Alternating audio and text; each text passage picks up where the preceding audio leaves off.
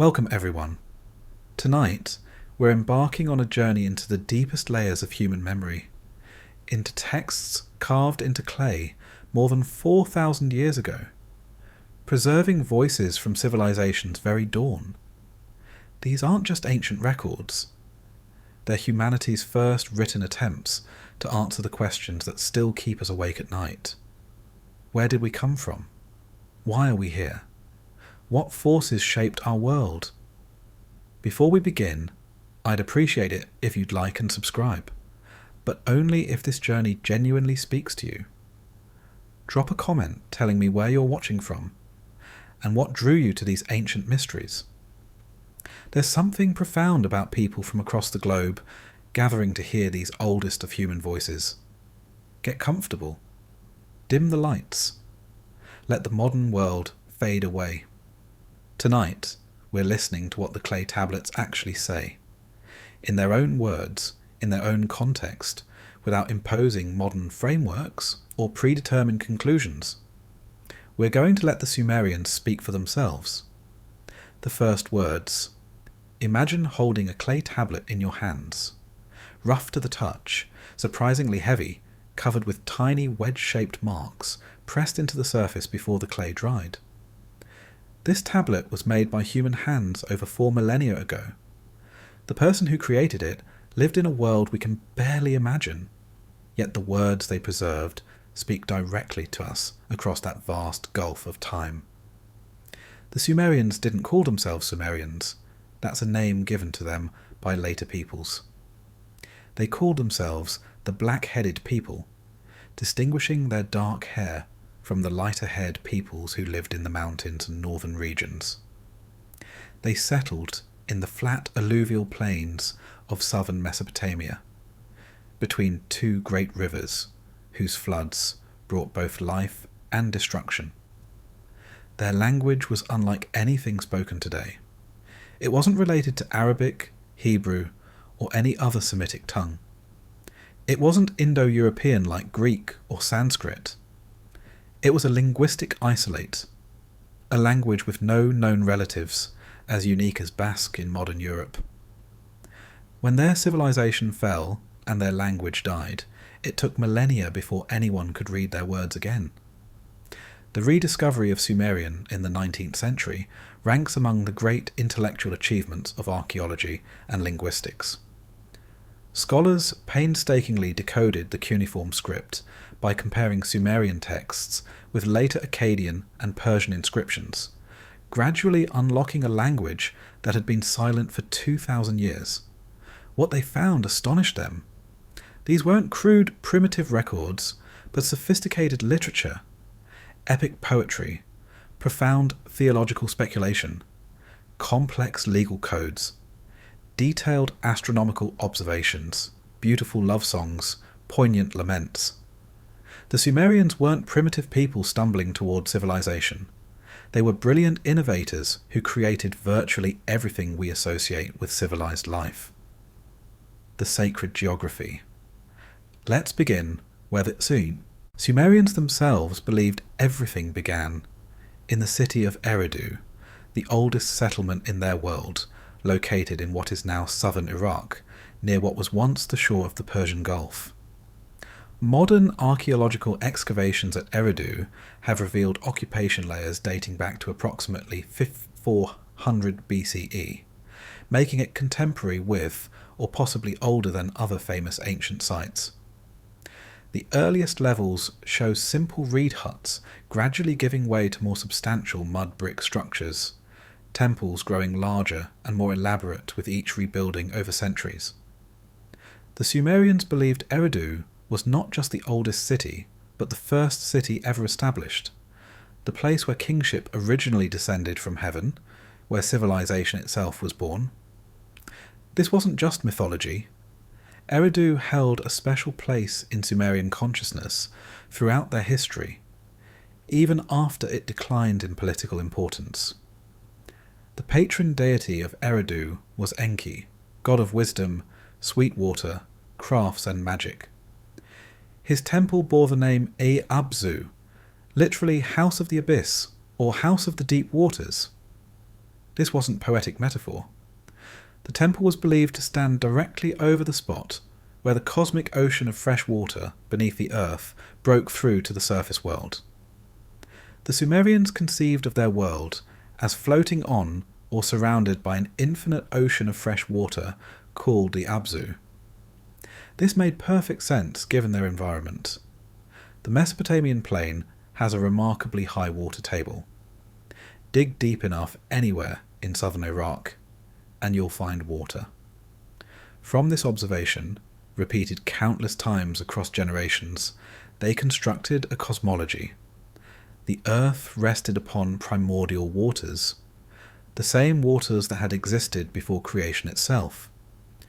When priests performed rituals in the Iabzu temple at Eridu, they believed they stood at creation's axis point, where the ordered world of civilization touched the primordial chaos that still existed beneath a thin veneer of order. The temple's foundation reached down toward those cosmic waters. Its rituals maintained the boundary keeping chaos at bay, the waters before creation. The earliest Sumerian creation narratives, preserved on tablets dating to around 1600 BCE, but recording oral traditions far older, begin not with gods or beings but with water. Endless, undifferentiated, all-encompassing water. The texts speak of Namu, a name representing the primordial sea, the cosmic ocean existing before anything else. Namu wasn't a goddess with human form and personality in the way later traditions would imagine deities. She was more fundamental, more abstract, the principle of potentiality itself. Everything that could be but wasn't yet, suspended in timeless waiting. This concept resonates with creation narratives from other ancient cultures that also begin with water. The chaotic Tehom of Hebrew tradition, the primeval Nun of Egyptian cosmology. Water as the source of life. Water as the substance from which order emerges. Water as the boundary between existence and non-existence. These parallels suggest deep intuitions about creation shared across ancient Near Eastern cultures. For the Sumerians, this made profound experiential sense. Their entire civilization depended on water, the annual floods of the Tigris and Euphrates rivers depositing rich silt across their fields, creating the fertility that made agriculture possible in an otherwise harsh environment. Too little water meant drought and famine. Too much meant catastrophic flooding that could destroy years of work in days. Water brought both life and death, creation and destruction, order and chaos. So when they imagined the state before creation, they naturally conceived of infinite water, not the water of rivers that flows or rain that falls, but water as pure potential, water as the matrix of all possibilities, water waiting to become something. The separation from Namu emerged two cosmic principles, An representing heaven or sky, and Ki embodying earth. These weren't fully anthropomorphic gods with personalities and preferences. They were fundamental forces, cosmic structures, the basic architecture of reality beginning to take form. Initially, the texts tell us, An and Ki existed in unified embrace. Heaven and earth were joined together with no space between them, no atmosphere, no realm where life could exist. Everything that would eventually populate the cosmos existed only as potential within this undifferentiated mass. Then came the separation. The texts describe this in terms that emphasize its violent, rupturing nature. Creation couldn't proceed through gentle evolution. It required forceful breaking apart, the violent separation of what had been unified. This violence wasn't destructive, but generative, the necessary birth pain of the cosmos. The agent of separation was Enlil, whose name contains the element lil, meaning breath, wind, or air. Enlil thrust upward, pushing sky away from earth, creating the space between them. The atmosphere, the air. the realm where weather happens and birds fly and humans breathe. This three-tiered structure became fundamental to Sumerian cosmology. Heaven above, unreachable and remote, but source of rain and celestial phenomena. Earth below, the realm of human activity and agricultural labour. And between them, air, Enlil's domain, invisible but absolutely essential, the medium through which life moves. Consider how sophisticated this is as an observation of reality. The Sumerians recognised three states of matter without modern scientific terminology: the solid earth beneath their feet, the liquid water in rivers and seas, and something invisible but real that existed between earth and sky. They knew air existed because wind could be felt, because breath was necessary for life, because smoke rose upward through something. They gave this invisible substance divine status, recognizing its fundamental importance. The divine generations after. The basic structure of reality had been established. The texts describe the birth of subsequent divine generations, gods who would oversee and maintain various aspects of the cosmos. Inanna, the moon god, whose monthly cycle governed the Mesopotamian calendar. Watching the moon wax and wane across 30 days provided the most obvious natural timekeeper available to ancient peoples. Nanna's temple at was one of the most important religious centres in all Sumer, a massive ziggurat that still stands in ruined form today. Utu, the sun god, who brought light and warmth, associated with justice because sunlight reveals everything hidden, exposes secrets, makes truth visible. His daily journey across the sky marked the fundamental rhythm of day and night, waking and sleeping, activity and rest. Inanna, the great goddess of love and warfare, the morning star and evening star, the planet Venus appearing at dawn and dusk. The Sumerians didn't initially realize these were the same celestial body, so Inanna seemed like two different entities, embodying the paradox of creation and destruction, life and death, love and violence existing in the same divine being, Ninhursag, the mother goddess associated with birth and nurturing. She played crucial roles in creation narratives, particularly in the fashioning of humanity. Her name means Lady of the Mountain, connecting her to the sources of water in the distant mountains where rivers originated. These deities, and many others, filled the cosmos, each with specific domains and responsibilities. They weren't distant, abstract forces, but active presences involved in the ongoing operation of reality. The world required their constant attention and maintenance. Without divine oversight, the texts suggest, ordered existence would collapse back into primordial chaos. The question of the Anunnaki, now we need to address something that often dominates discussions of Sumerian mythology, but actually appears relatively late in the divine genealogy, the Anunnaki. The word Anunnaki derives from Sumerian elements, meaning princely offspring, or seed of An, referring to their status as descendants of An, the sky god. This etymological derivation is confirmed by every reputable Sumerian dictionary and lexicon created by scholars who devoted decades to learning this dead language. Various modern interpretations have proposed different meanings for this term, but the scholarly consensus based on linguistic analysis is quite clear. The Anunnaki were understood as a collective group of gods, powerful certainly, but born into an already existing divine hierarchy.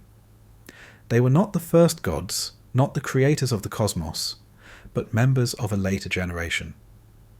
In Sumerian texts, the Anunnaki appear most prominently in connection with the underworld, the realm of the dead where all mortals eventually travelled. They served as judges of the deceased, determining fates of souls who entered the land of no return. In the famous narrative of Inanna's descent to the underworld, the Anunnaki sit in solemn assembly and pass judgment even on the great goddess herself, demonstrating their authority in that particular domain. This role as underworld judges, as determiners of fate and destiny, appears consistently across multiple Sumerian compositions. It's their primary function in the mythological narratives that have survived. They occupy a specific niche in the complex divine bureaucracy that governed existence. Important, certainly, but not the supreme creators or architects of civilization. Various modern theories have proposed different roles and origins for the Anunnaki. Reading these ancient texts through contemporary lenses and frameworks will let those interpretations stand without extensive commentary, allowing each person to evaluate different perspectives according to their own judgment. Our focus here is on what the Sumerian texts themselves emphasize when they mention these deities: their judicial function, their association with the realm of death, their role in determining human destinies. The Antediluvian Age. One of the most intriguing documents to survive from ancient Mesopotamia is the Sumerian King List, a text that attempts to provide a complete chronology of rulers from the mythological beginnings of kingship down to historical times. The document begins with a striking formula. After the kingship descended from heaven, the kingship was in Eridu. This phrase establishes kingship as a divine institution, something granted by the gods rather than created by humans through social contracts or political evolution. But then the king list does something extraordinary. It names 8 kings who ruled before the Great Flood, antediluvian rulers whose reigns stretched across seemingly impossible spans of time. These 8 kings governed 5 cities: Eridu, Bad Tabira, Larak, Sippar, and Shuruppak. Their combined reigns totaled 241,100 years according to standard interpretation of the Sumerian numerical system. The first king, Alolim of Eridu, reigned 28,800 years. His successor, Alalgar, reigned 36,000 years. These numbers escalate beyond anything we can understand as literal chronology. Modern scholars have proposed various interpretations. Perhaps these numbers are symbolic rather than literal. Perhaps the term translated as year represented a different time unit, months or days, which would reduce the figures to more plausible ranges. Perhaps these numbers encode mathematical or astronomical information in ways we don't fully understand. But there's another possibility worth considering. These antediluvian rulers may have been understood as existing in a fundamentally different temporal framework than post-flood kings, inhabiting mythological time that operated according to different principles than historical time. The Sumerian texts consistently distinguish between the world before the flood and the world after it, treating them as fundamentally different epochs. Before the deluge, conditions were different in ways the texts struggle to articulate. Time flowed differently. Life operated on different principles. The boundary between divine and mortal realms was more permeable. These 8 kings may represent transitional figures existing at the boundary between fully divine beings and fully human rulers, demigods or culture heroes who brought the gifts of civilization but who possessed divine qualities that later humans would lack. Their extraordinary lifespans marked them as exceptional, fundamentally different from ordinary mortals, belonging to a golden age that would end with the flood. The cities they ruled also carried deep significance. Eridu, as we've discussed, was the oldest city, the place where civilization began. Bad Tabira was associated with metalworking and craft production. Its name means fortress of the coppersmiths. Sippar was sacred to Utu, the sun god, a centre of learning and lore. Shuruppak would become famous as the home of Ziusudra, the flood hero who survived the deluge. These 5 cities represented the fullness of antediluvian civilization: religious authority, technological innovation, legal wisdom, agricultural productivity. Together they embodied everything the Sumerians understood as civilized existence. The creation of humanity. A crucial text called Enki and Ninmah provides detailed information about human origins according to Sumerian understanding. This composition describes conditions before humanity existed, when gods themselves performed all the labour necessary to maintain the cosmos. Lesser gods dug irrigation canals, piled up silt for building foundations, crushed clay for bricks, cleared fields, planted crops. The texts describe these divine labourers complaining bitterly about their endless toil, their exhaustion, their resentment at being treated as servants. The senior gods oversaw this work, while the junior gods bore the actual burden. This hierarchy existed before humans appeared in the picture. The divine realm had its own class divisions, its own inequalities of power and privilege. Enki, the god of wisdom dwelling in the Abzu, beneath the earth, lay sleeping while these complaints mounted. His mother Namu, that primordial entity from whom all things emerged, gathered the tears of the suffering gods and brought them to her son. "Can you really sleep?" she asked, "while the gods groan under their labour?" Enki's solution was both brilliant and fateful. Create a substitute workforce. Beings who would relieve the gods of agricultural labour, who would take over the hard physical work of maintaining civilization, freeing the gods for higher pursuits more befitting their divine status. Working with Namu and the birth goddess Ninmah, Enki fashioned the first humans from clay taken from atop the Abzu, from primordial waters, from the same cosmic substance that had existed before creation. This detail carries profound significance. Humanity was manatee, formed from the most primal materials available, from clay infused with the essence of pre-creation waters. The birth goddesses shaped portions of this sacred clay. Through processes involving divine saliva and perhaps blood, the text is somewhat obscure here, human beings came into existence. We were created with a specific purpose, to serve the gods through agricultural labour and temple maintenance. But we were also created from cosmic materials, given something of divine essence. The text suggests humans exist in a liminal space, not fully natural like animals who act purely on instinct, not fully divine like the gods who possess immortality and cosmic power, but somewhere between, partaking of both earthly and divine natures. This dual nature would define humanity's place in Sumerian cosmology. We were servants, certainly, created to fulfill divine needs, but we were also special, fashioned from primordial substance, infused with divine breath, capable of consciousness and creativity that transcended mere animal existence.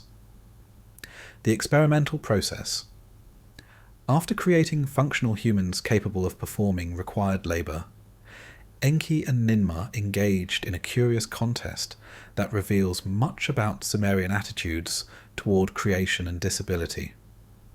Ninmah created beings with various impairments, people who were blind, paralysed, unable to control bodily functions, born with other conditions making standard agricultural work impossible. Each creation seemed to challenge the utility of human beings, to question whether the gods' solution to their labour problem would actually work. But Enki, demonstrating characteristic wisdom and compassion, found appropriate roles for each impaired individual. Those without sight could become musicians, developing acute hearing to compensate for lost vision. Those unable to perform physical labour could serve other functions in temple or palace. Everyone had value. Everyone could contribute something to society regardless of their physical capabilities. Then Enki created his own problematic beings, challenging Ninmah to care for them and integrate them into the social order. The text becomes difficult to follow here due to damage to the tablets, but the basic pattern continues. Creation as an experimental process. Gods learning through trial and error what worked and what didn't, adjusting and adapting rather than producing perfect results through omnipotent decree. This narrative addresses profound questions about disability and social inclusion. It reflects a worldview that didn't see creation as a single perfect act, but as an ongoing process requiring adjustment and creativity. It shows gods who problem solve, who adapt, who remain engaged with their creation rather than simply walking away after establishing initial conditions. The story also reveals something important about Sumerian society. Apparently, people with disabilities did occupy recognized roles, did find places within the social fabric, weren't simply discarded as useless. The divine contest that found roles for everyone sanctified this social inclusion, giving it theological justification. The Gifts of Civilization, another crucial text, the debate between sheep and grain, describes humanity's condition before agriculture and animal domestication transformed existence. In the beginning, the earth offered nothing beyond what could be gathered from wild plants or hunted from wild animals. There was no cultivated grain growing in fields, no wheat or barley that could be harvested and ground into flour. There were no domesticated sheep providing wool for clothing and milk for nourishment, no cattle pulling ploughs through soil. People went naked, having no fibres to weave into textiles, no hides to tan into leather. They ate grass like animals, chewing tough wild plants that filled bellies but provided little sustenance. They drank from ditches and streams without benefit of wells or irrigation systems, bringing clean water from reliable sources. This was humanity in its most primitive state, existing certainly, conscious and aware, but living barely above animal level, without the tools and techniques that would enable true civilization. Then the gods Ashnan, grain, and Lahar, sheep, were created specifically to provide sustenance for humanity, to lift humans from subsistence existence into something approaching abundance. These deities weren't just symbols. In Sumerian thought, they were living principles, the essence of agricultural productivity and pastoral wealth given divine form. The establishment of agriculture and animal husbandry represented a transformation, movement from bare survival, where every day brought struggle to find enough food, to productive culture where surpluses could be generated, stored, redistributed, supporting labour specialisation and urban growth. Archaeological evidence confirms that this transformation actually occurred in ancient Mesopotamia, though obviously through natural processes rather than divine intervention. The domestication of wheat and barley, the breeding of sheep and goats, happened gradually over thousands of years as humans learned to select and propagate useful varieties. But the Sumerians understood this transformation as divine gift because they recognized something profound. Civilization depends on accumulated knowledge passed down through generations. The techniques of agriculture aren't innate. They must be learned, preserved, transmitted from parents to children across generations. This cultural inheritance, knowledge of when to plant, how to irrigate, how to store grain, how to breed animals, this was what enabled urban civilization to exist. By attributing these techniques to divine origins, the Sumerians emphasized their sacred importance, protected them from casual abandonment, ensured they would be carefully preserved and faithfully transmitted. The organization of the cosmos. The text Enki and the World Order provides a comprehensive picture of how the cosmos was organized in Sumerian understanding. Not just created and then left to run automatically, but actively managed through ongoing divine oversight. According to this composition, Enki surveyed the newly created world and recognized that proper administration was essential. The cosmos required constant attention to avoid collapsing back into chaos. Order wasn't self-sustaining, it needed active maintenance. So Enki assigned various gods to oversee different domains of existence, creating essentially a divine bureaucracy with clear hierarchies and responsibilities. One deity took responsibility for sweet water, flowing in rivers and emerging from springs. Ensuring irrigation systems functioned properly, that drought didn't destroy crops. That life-giving water continued flowing from mountains to plains. Another god oversaw agriculture generally, making sure fields produced yields in proper seasons, that seeds germinated, plants grew, harvests came, at expected times according to established rhythms. Yet another divine being managed construction and building, overseeing the making of mud bricks, the raising of walls, the construction of temples connecting earth to heaven. Others controlled wildlife, keeping animals in proper places. Domestic animals had their divine overseer, ensuring flocks and herds thrived. Even specific human activities like weaving had goddess assigned to supervise and protect them. This elaborate divine organization reveals how Sumerians understood their world, not as a mechanism that runs on autopilot after initial creation, but as a system requiring continuous management, divine attention paid to every domain, specialized deities ensuring each sphere functioned properly. This perspective makes sense given Sumerian experience.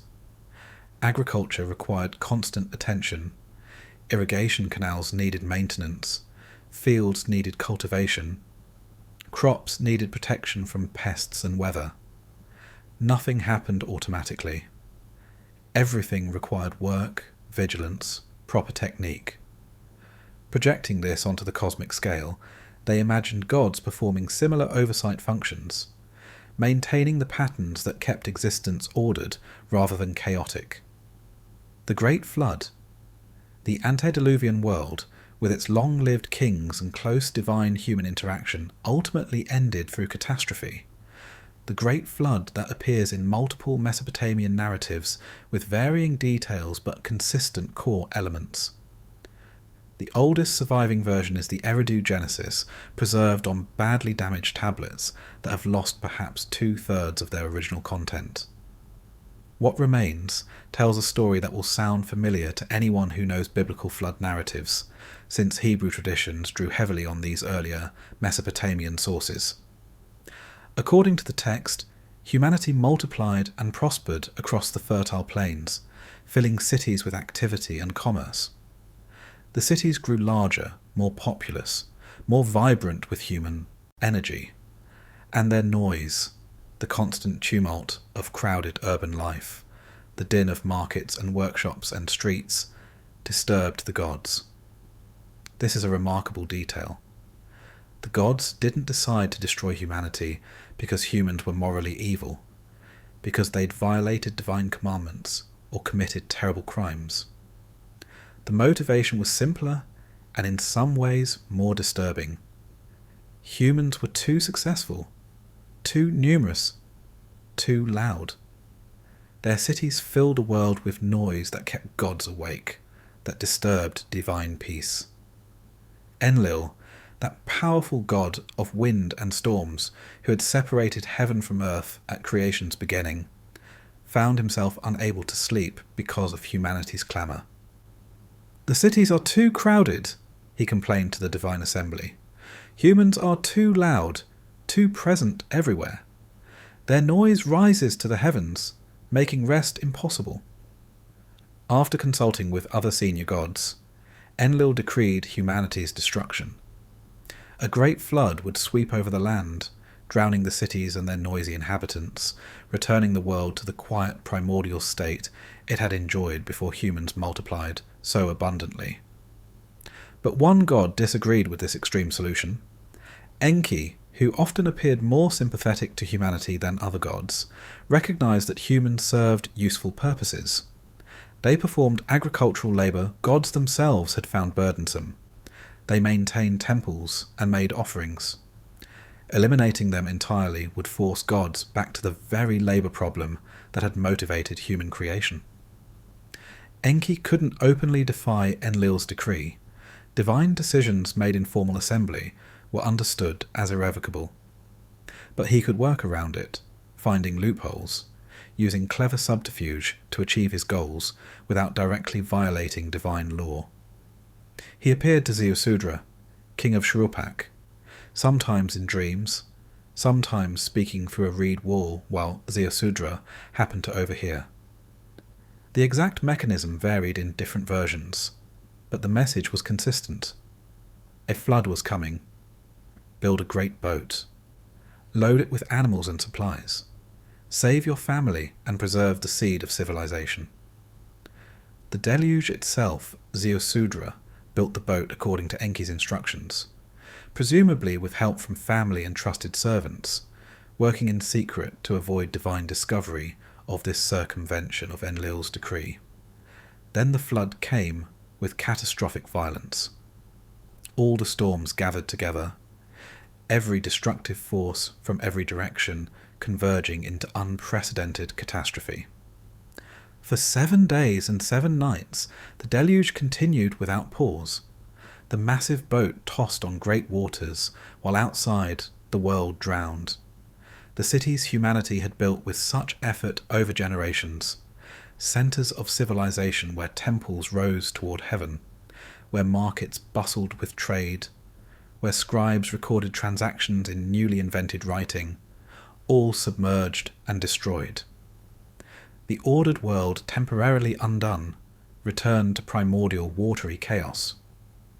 When the storm finally ended and waters began receding, Ziusudra opened a window. The sun god Utu, hidden behind clouds for 7 days, now sent light into the vessel's dark interior. Ziusudra emerged and immediately, before anything else, performed sacrifices to the gods. He butchered oxen and sheep, burned juniper, whose fragrant smoke was believed especially pleasing to divine beings. This detail is profound. Even though gods had decreed humanity's complete destruction, even though divine action had caused the catastrophe, the proper response of the survivor was worship and propitiation.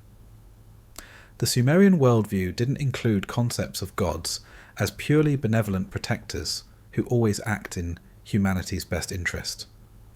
Divine powers were capricious, sometimes helpful, sometimes hostile, but always deserving of respect, always demanding proper ritual. Enlil discovered that humans had survived, that his decree had been subverted. He was furious. But after debate in the Divine Assembly, after Enki justified his actions and other gods weighed competing interests, they reached accommodation. Humanity could continue existing, but measures would be implemented to control population and reduce the noise that had caused such problems. Mortality became absolute. No more rulers living thousands of years. Human lifespans were deliberately limited. Women's fertility was regulated. Diseases and wild animals were instituted as population control mechanisms. These grim measures, causing immense suffering in actual human experience, were attributed to divine policy preventing humanity from again growing so numerous that noise would disturb divine peace. Archaeological context. Remarkably, archaeological evidence provides context for these mythological narratives. Excavations at multiple Mesopotamian sites have revealed flood deposits dating to approximately 2900 BCE, right at the transition between the Jemdet Nasr and early dynastic periods when Sumerian civilization was consolidating. At Shuruppak itself, archaeologists discovered substantial layers of riverine sediments deposited by floodwaters, interrupting settlement continuity. Similar flood deposits from roughly the same era appear at Kish in the north and in the south, indicating regional flooding affecting multiple sites simultaneously. These weren't worldwide deluges in geological terms. They were catastrophic but geographically limited floods in the Tigris-Euphrates Valley, probably caused by exceptional combinations of heavy mountain rainfall and spring snowmelt arriving simultaneously, overwhelming natural flood control. For people who experienced these floods directly, who watched rivers overflow and spread across plains for miles, who saw everything familiar disappear underwater, these events would have seemed genuinely apocalyptic. The Mesopotamian plain was effectively their entire world. When it disappeared beneath floodwaters, this was the end of the world as they knew it. The flood myth preserves traumatic memory of real catastrophes, elevating them to cosmic and theological significance, using them to explore profound questions about divine-human relationships, about justice and mercy, about survival and renewal. The layered heaven Sumerian cosmology conceived the universe as having multiple layers or realms stacked vertically, organizing all existence into distinct but interconnected domains. At the top was An, heaven, the sky god's realm, the celestial sphere where sun and moon and stars moved in eternal courses.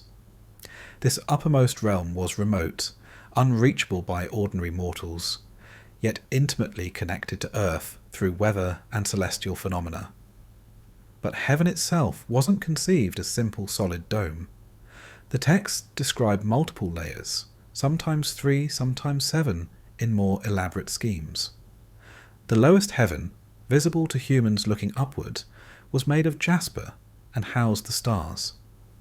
The middle heaven was made of sagalmut stone, possibly a type of lapis lazuli, and was home to the Igigi, a class of celestial gods. The highest heaven, made of luludanitu stone, possibly red jasper, was where An himself dwelt in majestic isolation. Below Earth's surface existed multiple realms. The Abzu, that cosmic ocean of fresh water we've discussed extensively, was Enki's domain, source of fertility and life, providing irrigation water sustaining civilization. But distinct from the Abzu was Kur, the underworld proper, the land of the dead. Kur was ruled by Ereshkigal and her consort Nergal. The texts consistently describe it as dark and dreary, a realm of dust and shadow. The dead ate only dust and clay, never again enjoying flavours of bread and beer and meat.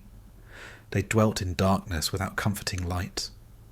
They wore feathers like birds, transformed into something inhuman. They were separated forever from warmth and joy of the upper world. This wasn't a place of reward and punishment based on moral choices.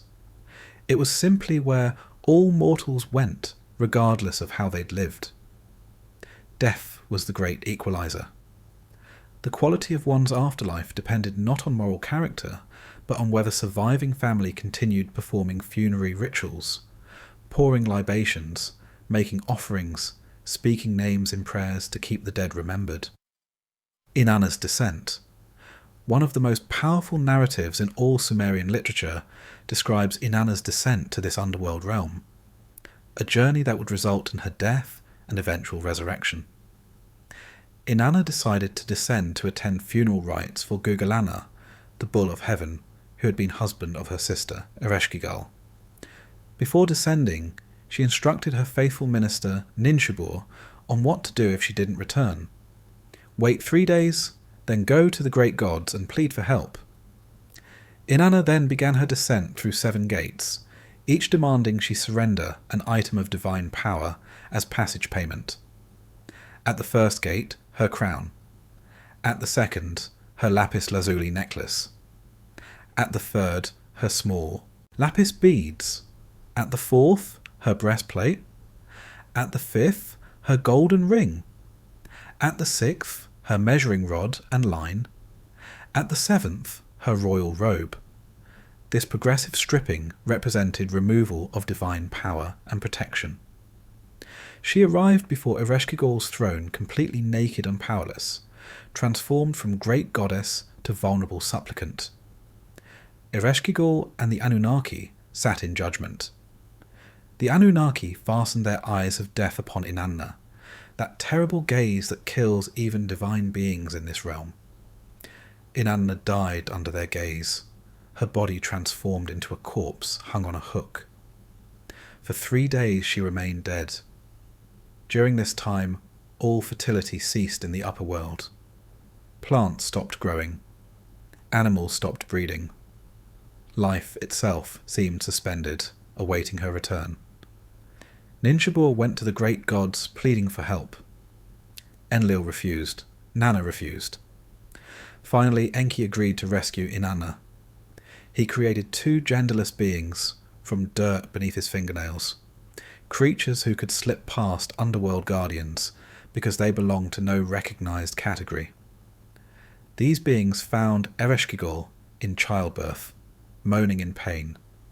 They sympathized with her suffering, groaning along with her, and Ereshkigal, moved by their compassion, offered them anything they desired. They asked for Inanna's corpse. Ereshkigal, bound by her word, granted their request. They sprinkled the food of life and water of life onto Inanna's body, and she revived. But returning from the underworld required a substitute, someone to take her place.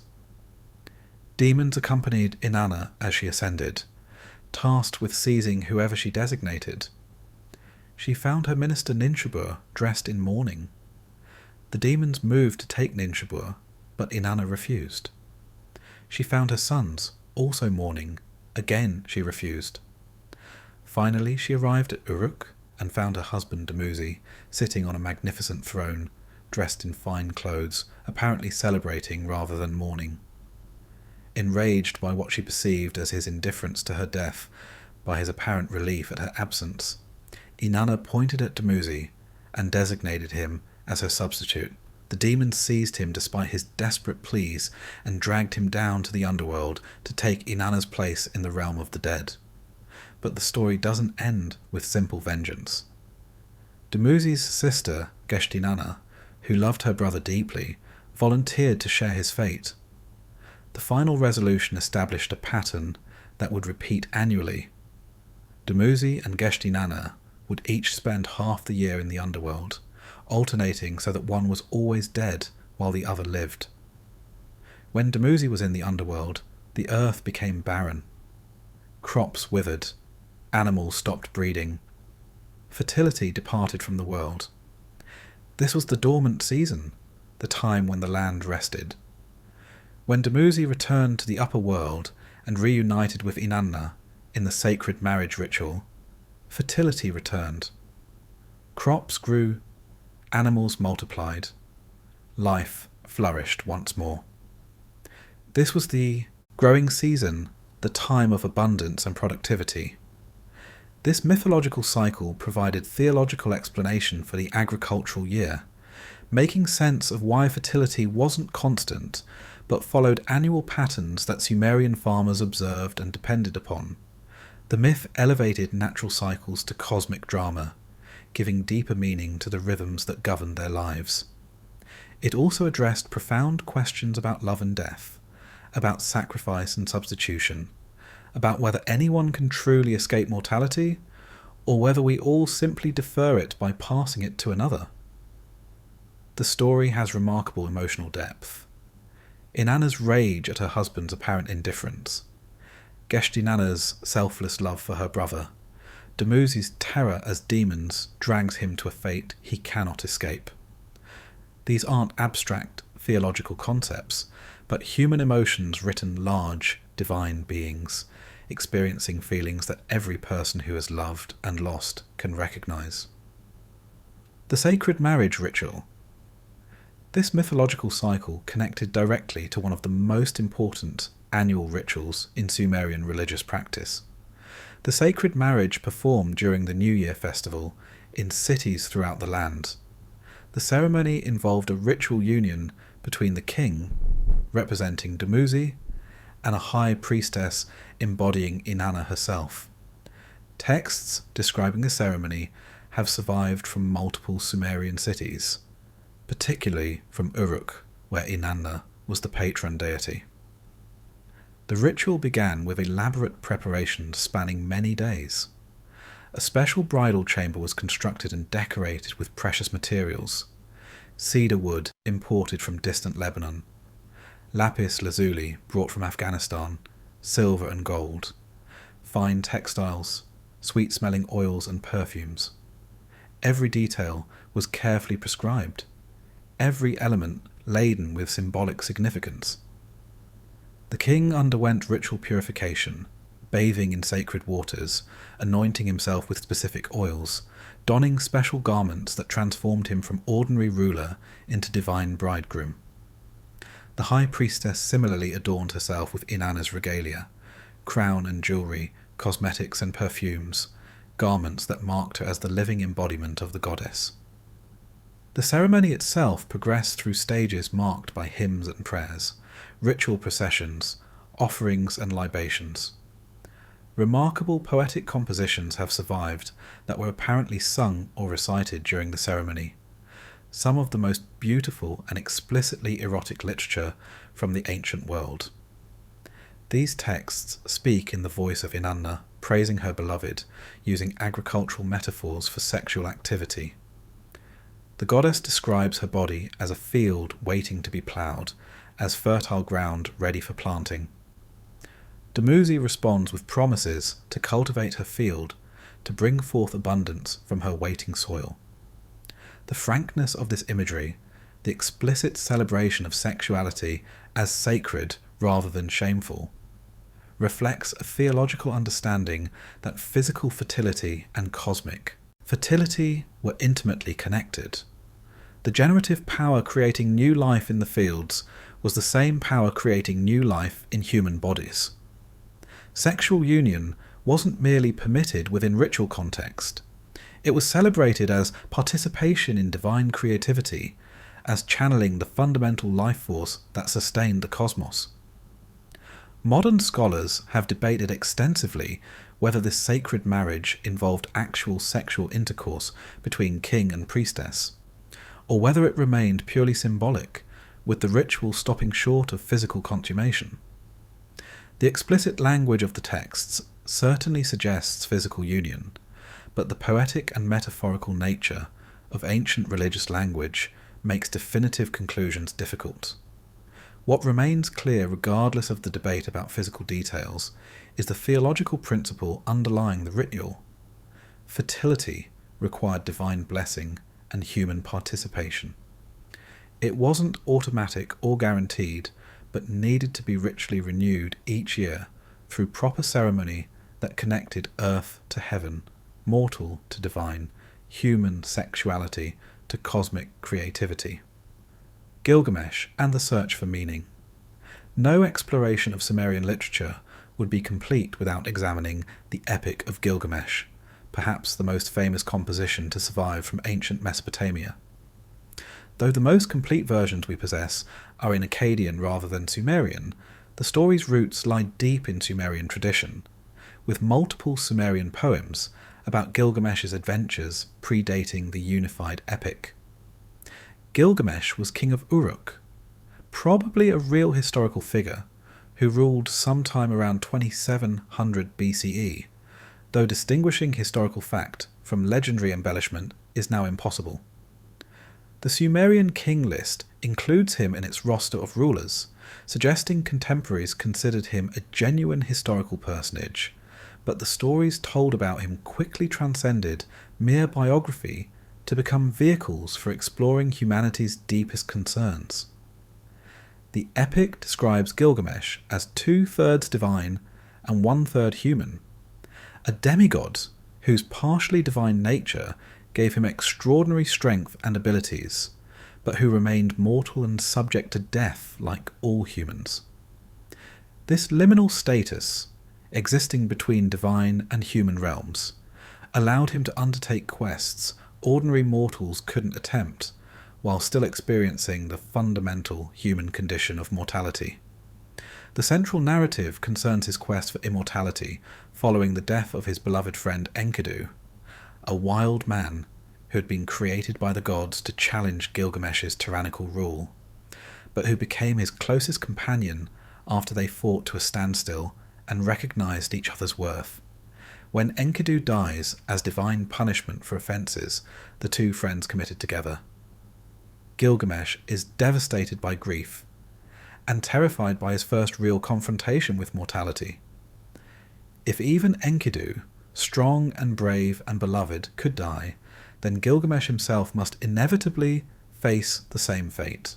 Refusing to accept this reality, Gilgamesh embarks on a desperate quest to find Utnapishtim, the Akkadian name for Ziusudra, the survivor of the Great Flood, who had been granted eternal life by the gods, and who dwelt at the ends of the earth in a paradisial realm where immortals lived. The journey takes Gilgamesh through impossible landscapes, across mountains that touch the sky, through tunnels of absolute darkness requiring 12 double hours to traverse, to the garden of the gods where trees bear jewels as fruit instead of ordinary produce, to the waters of death that no mortal has ever crossed.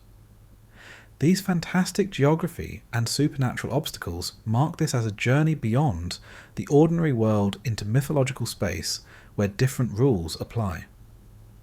Finally reaching Utnapishtim, after overcoming every obstacle, Gilgamesh demands to know how the flood hero achieved immortality, hoping to learn the secret and apply it to himself, hoping to escape the fate that awaits all mortals.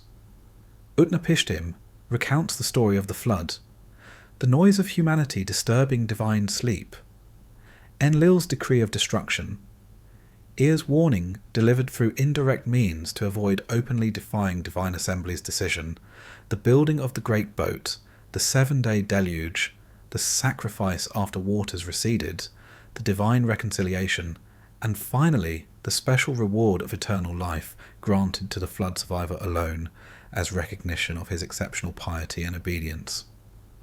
But the crucial point of the story, the message Utnapishtim wants Gilgamesh to understand, is that his immortality was a unique event, a one-time exception granted under extraordinary circumstances that will never be repeated. There is no secret that Gilgamesh can learn and apply to himself. Immortality is not available to mortals through any technique or knowledge or divine favour that can be obtained through human effort, no matter how heroic. To prove this point, to demonstrate that Gilgamesh is fundamentally mortal despite his partially divine nature, Utnapishtim challenges him to stay awake for 7 days and 7 nights, a test that seems simple compared to the extraordinary feats Gilgamesh has already accomplished in reaching this remote location at the edge of the world. But Gilgamesh fails immediately and completely. He falls asleep almost as soon as he sits down, exhausted from his long journey, and sleeps for 7 days straight while Utnapishtim's wife bakes a loaf of bread each day to mark the passage of time, creating evidence that will prove to Gilgamesh how long he has slept. When Gilgamesh finally awakens and claims he only dozed for a moment, Utnapishtim points to the 7 loaves arranged in order, the first one mouldy and ancient, the last one still fresh from the oven, demonstrating irrefutably that 7 full days have passed. The message is devastatingly clear, impossible to evade or rationalize. If Gilgamesh cannot even conquer sleep, that little death that comes each night, that temporary loss of consciousness that all humans experience, how can he possibly hope to conquer actual death itself, that permanent extinction from which no one returns? Mortality is woven into his very nature, inescapable and absolute, not something that can be overcome through heroic effort or determination or special knowledge. However, moved by compassion for this heroic but doomed king who has journeyed so far and suffered so much, Utnapishtim reveals one final secret before sending Gilgamesh on his homeward journey. A plant that grows at the bottom of the cosmic ocean, a magical herb that can restore youth, though not grant immortality. It won't make Gilgamesh live forever, but it will allow him to be young again, to regain the vigour and strength of his prime, to postpone for a while the inevitable decline into old age and death. Gilgamesh dives to the ocean floor, battling currents and darkness, and retrieves this precious plant. He begins the long journey back to Uruk, planning to test the plant on an old man in his city before using it himself, demonstrating wisdom and caution befitting a true king who thinks of his people before himself. But on the way home, while Gilgamesh bathes in a cool pool to refresh himself from travel, a serpent smells the plant's sweet fragrance, emerges from the water, and steals it, slithering away into the reeds before Gilgamesh can react. The snake immediately sheds its skin, becoming young again, which is why snakes can renew themselves by shedding their old skin and appearing reborn, while humans cannot perform this feat of self-renewal. Gilgamesh sits down and weeps, recognizing the cosmic irony and the ultimate futility of his quest. Everything he has endured, all the impossible obstacles he has overcome, every danger he has faced, every hardship he has suffered, all of it has been for nothing. Immortality remains beyond human reach. Even renewed youth has been denied him through a moment of carelessness, through the simple act of bathing while leaving the plant unguarded. The epic concludes with Gilgamesh returning to Uruk, no longer seeking to escape death, but accepting his mortality and finding meaning in his mortal accomplishments. He shows his companion the walls of Uruk, massive fortifications he built to protect his people, monuments that will endure long after his death. He speaks of the temples he constructed, the canals he dug, the prosperity he brought to his city through wise governance and successful leadership. These achievements, the epic suggests, are the only immortality available to mortals. We cannot live forever as individuals, but we can create works that outlast us, build institutions that serve future generations, contribute to civilization in ways that echo through time, long after our personal extinction. This is a profoundly humanistic conclusion for an ancient text, one that anticipates by millennia the existentialist philosophy of creating meaning in a finite existence, of accepting mortality while still finding purpose and value in temporary life. The Epic of Gilgamesh deserves recognition as one of the foundational texts of world literature, standing alongside Homer and the Hebrew Bible as a source from which later literary traditions would draw inspiration and themes. Its meditation on mortality, friendship, the limits of power, and the search for meaning in the face of inevitable death speaks across the millennia to contemporary concerns that remain as urgent today as they were 4,000 years ago when these words were first composed.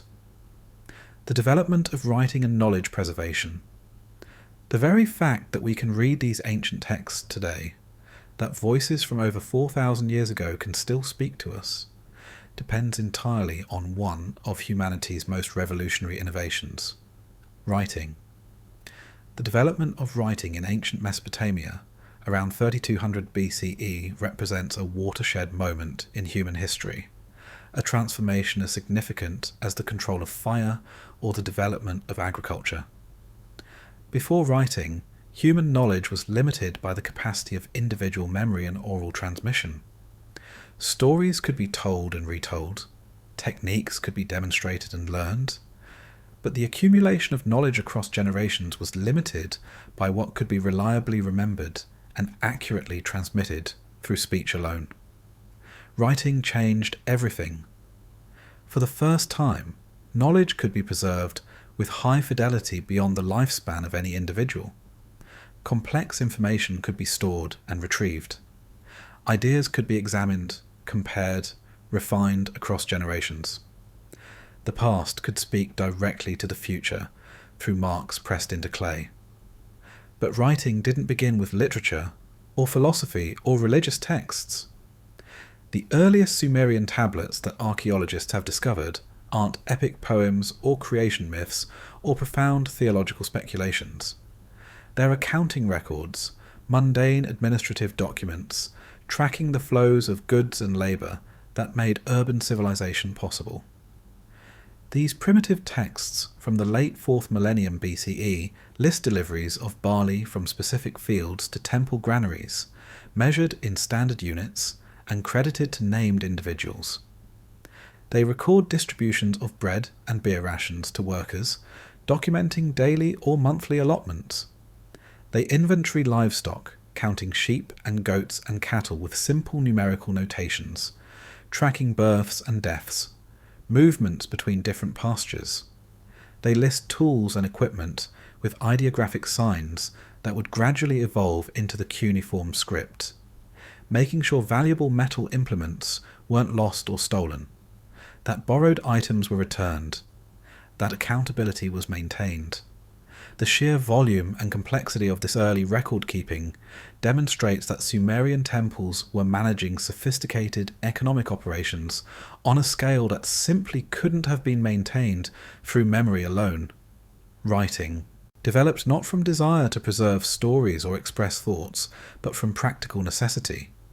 The need to track who owed what to whom, what had been delivered and what was still expected, who had been paid and who hadn't.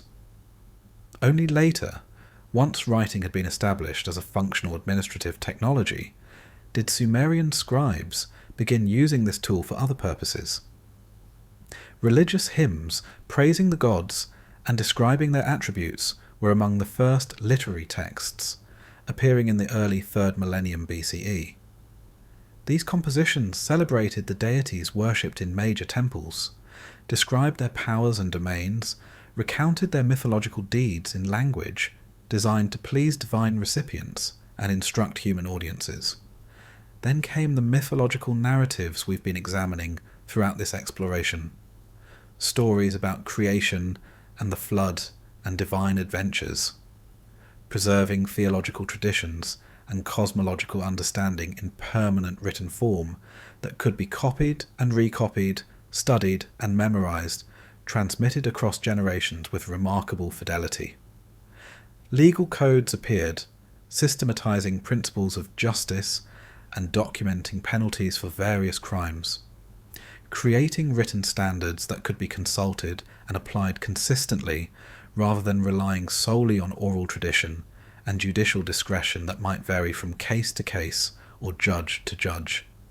Historical texts emerged, recording the deeds of kings and the victories of armies, celebrating military campaigns and building projects, establishing official narratives of dynastic succession and territorial expansion that served both as genuine historical records and as political propaganda justifying current power arrangements. Wisdom literature developed, collections of proverbs and teachings designed to educate young scribes and transmit cultural values across generations, preserving the accumulated knowledge of Sumerian civilization in forms that could be studied and memorized by students learning to read and write in temple schools. This trajectory from economic administration to literary and historical expression tells us something profound about Sumerian civilization, and how it understood the relationship between the practical and the sacred, between material necessity and spiritual meaning. These were not separate domains in Sumerian thought, not distinct spheres that could be clearly separated from each other. The temple was simultaneously a religious centre dedicated to worshipping the gods and an economic hub managing the productive resources of the community. The sacred and the practical were intimately intertwined, both essential aspects of the same civilizational project. Medical knowledge and healing practices. The Sumerians understood disease not as a purely biological phenomenon arising from natural causes that could be treated with natural remedies alone, but as evidence of disturbed cosmic order, as a sign that something had gone wrong in the relationship between divine and mortal realms. Illness could result from several causes according to medical texts that have survived on clay tablets from temple archives and the collections of practicing physicians. Divine punishment for offences against the gods was one possible cause. Violations of ritual requirements, failures to make proper offerings at appropriate times, disrespect shown to sacred spaces or objects, improper performance of ceremonies. The gods could strike down mortals who angered them, sending disease as direct punishment for transgressions. Demonic possession by malevolent spirits who entered the body and caused suffering was another recognized cause. Beings from the chaotic realm beyond civilized order who took advantage of weakness or vulnerability to afflict humans with various ailments. These demons had specific names and characteristics. each associated with particular symptoms and requiring specific countermeasures to expel. Sorcery performed by enemies who used magical techniques to curse their victims represented a third category, reflecting the Sumerian understanding that words and rituals had real power to affect reality, that properly performed magic could cause harm across distances, that human malice could manifest as physical disease through supernatural means. Natural causes like bad food or contaminated water were also recognized, though even these natural explanations were understood within a theological framework where the gods controlled natural processes and nothing happened purely by chance without divine involvement or at least permission. The primary deity associated with healing was Gula, also known by names including Ninisina, Ninkarak, and Baal in different cities and periods. She was called the Great Physician, the divine healer who possessed comprehensive knowledge of all cures, who could restore health to the sick and injured through her divine power and the techniques she taught to human practitioners. Gula was associated with dogs, those animals who often appear in Mesopotamian art alongside this goddess. Dogs were sacred to her partly because they were observed licking their wounds, which seemed to promote healing, a behaviour that suggested these animals possessed instinctive medical knowledge that could be emulated or channeled through proper ritual. Her temple at Isin, a city in central Mesopotamia that became particularly important during the early 2nd millennium BCE, served as a healing centre where priests trained in medical arts treated patients using combinations of herbal remedies, surgical procedures, magical incantations, and religious rituals designed to address both physical symptoms and spiritual causes simultaneously. The medical texts that survive from ancient Mesopotamia, and we have hundreds of tablets dealing with diagnosis and treatment, reveal a sophisticated system that combined empirical observation with theological interpretation in ways that made perfect sense within their worldview. They describe symptoms with remarkable precision that demonstrates genuine medical observation and accumulated knowledge. Fever that comes and goes in regular cycles, chest pains that radiate down the arm suggesting cardiac problems, yellowing of the skin indicating liver dysfunction, changes in urine colour or consistency, suggesting various ailments of the kidneys or urinary tract. This diagnostic accuracy reflects centuries of careful observation by practitioners who paid attention to what they saw and recorded their findings for future reference. But the treatments prescribed typically combined practical remedies with magical procedures in integrated approaches that addressed both physical and spiritual dimensions. Apply this herbal poultice to the wound while reciting this incantation to drive away demons. Drink this medicinal tea prepared from specific plants while wearing this protective amulet inscribed with divine names. Undergo this surgical procedure while priests perform rituals to ensure the goddess Gula guides the physician's hand and prevents complications.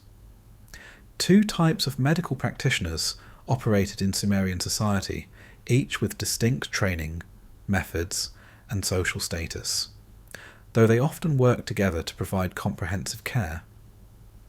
The ASU, or physician, focused primarily on practical treatments, herbal remedies prepared according to traditional recipes that had been refined over generations, surgical procedures for treating wounds and setting broken bones, dietary recommendations for various conditions, physical manipulations and therapies. These practitioners were closest to what we would recognize as doctors in the modern sense, though they still operated within the theological framework of their culture, and recognized that complete healing often required addressing spiritual causes alongside physical symptoms. The Asipu, or exorcist priest, specialized in magical and religious treatments, performing rituals to drive out demons believed to cause illness, reciting incantations to appease angry gods whose displeasure had manifested as disease, creating amulets and talismans to protect patients from supernatural harm, interpreting the spiritual causes behind physical symptoms through divination techniques that revealed which deity had been offended or which demon needed to be expelled. Both types of healers were necessary for comprehensive treatment according to Sumerian understanding. A patient might consult a physician for herbal remedies and wound care, while also engaging an exorcist to determine which god had been offended or which demon needed to be expelled, with both practitioners working together rather than competing for authority.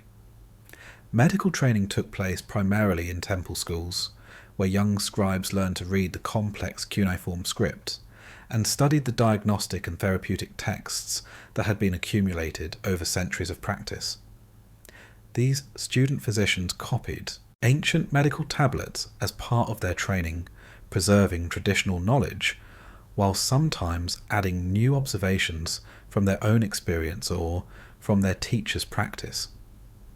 This process of transmission created a living medical tradition that evolved gradually while maintaining continuity with ancient wisdom that was believed to have divine origins.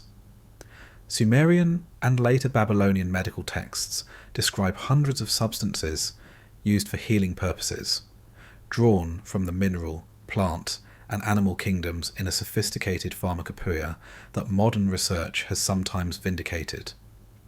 Minerals including salt, used for cleansing wounds, alum serving as an astringent to stop bleeding, sulfur compounds for various skin conditions, different types of earth and clay applied as poultices, plants including willow bark, which we now know contains salicylic acid, the active ingredient in aspirin, used for pain and fever, poppy derivatives for severe pain that anticipated modern opioid medications, cannabis for various ailments, garlic for infections, which we now know has genuine antibacterial properties, mint for digestive problems, dates and figs for nutritional support, dozens of other herbs whose ancient Sumerian or Akkadian names cannot always be confidently matched to modern botanical classifications.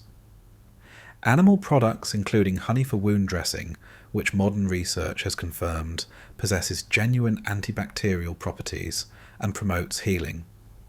Milk and butter for various preparations. Bile and other organ extracts whose efficacy is less clear from modern scientific perspective, but which were believed effective. Even crushed insects for certain conditions. These substances were prepared through various methods that show sophisticated understanding of extraction and concentration techniques, boiling to extract active ingredients from plant materials, grinding to powder for easier administration or to increase surface area for absorption, mixing with beer or wine to create medicinal drinks that were more palatable than water-based preparations, combining with fats to make ointments and salves that could be applied topically and would adhere to skin rather than quickly washing away. The sophistication of this pharmacological knowledge shouldn't be underestimated or dismissed as primitive superstition. While the Sumerians didn't understand biochemistry or have microscopes to observe bacteria and viruses, they had accumulated through centuries of trial and error a genuine body of effective treatments for many conditions.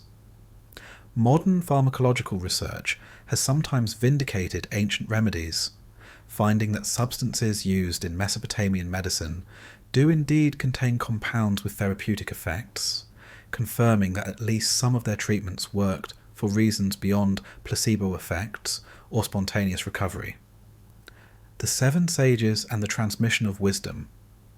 Sumerian tradition preserved memories of 7 great sages called the Apkallu who lived before the flood and who brought the arts of civilization to humanity, teaching them everything they needed to know to rise from primitive existence to urban sophistication.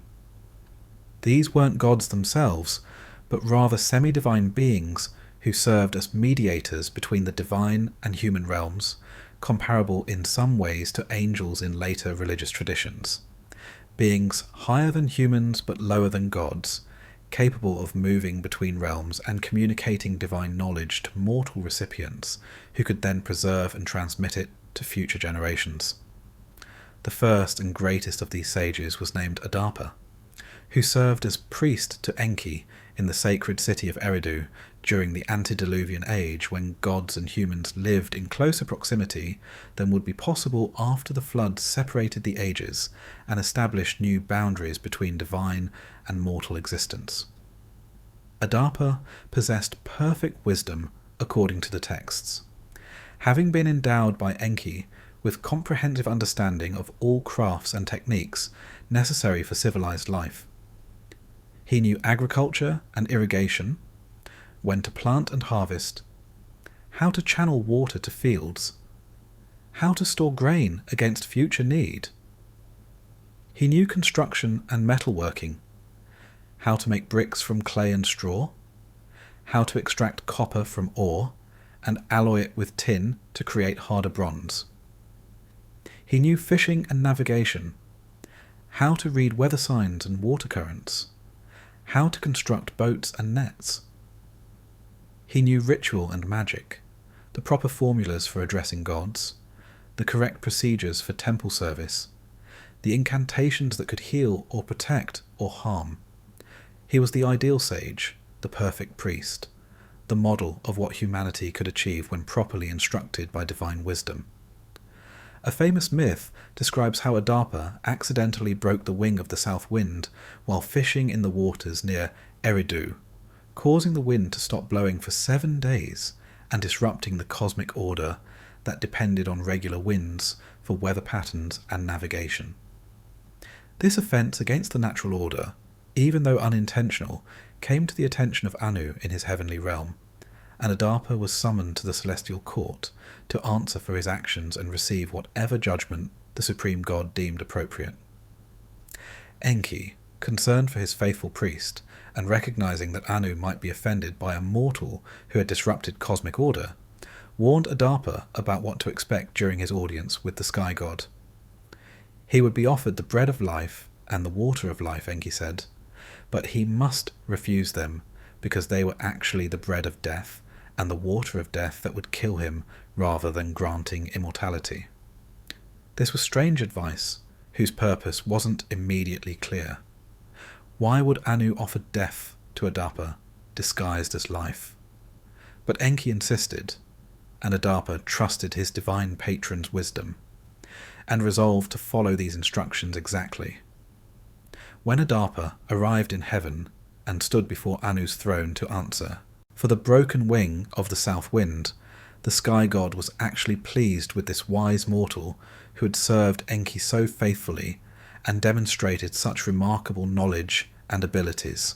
Rather than punishing Adapa for the disruption he had caused, Anu decided to reward him by offering him the ultimate gift, immortality itself, the bread of life and the water of life that would transform him from mortal to divine, allowing him to live forever among the gods rather than eventually dying and descending to the underworld like all other humans. But Adapa, following Enki's instructions precisely as he had resolved to do, refused the offered food and drink, declining the gift of eternal life because he had been told it was actually death in disguise. Anu was confused and perhaps insulted by this refusal of his generous gift, this rejection of the immortality that mortals supposedly craved above all else. He asked why Adapa wouldn't accept what was being offered, and the sage explained honestly that his master Enki had warned him the food and drink were actually deadly despite their names, that accepting them would kill him rather than grant him eternal life. Anu realized what had happened.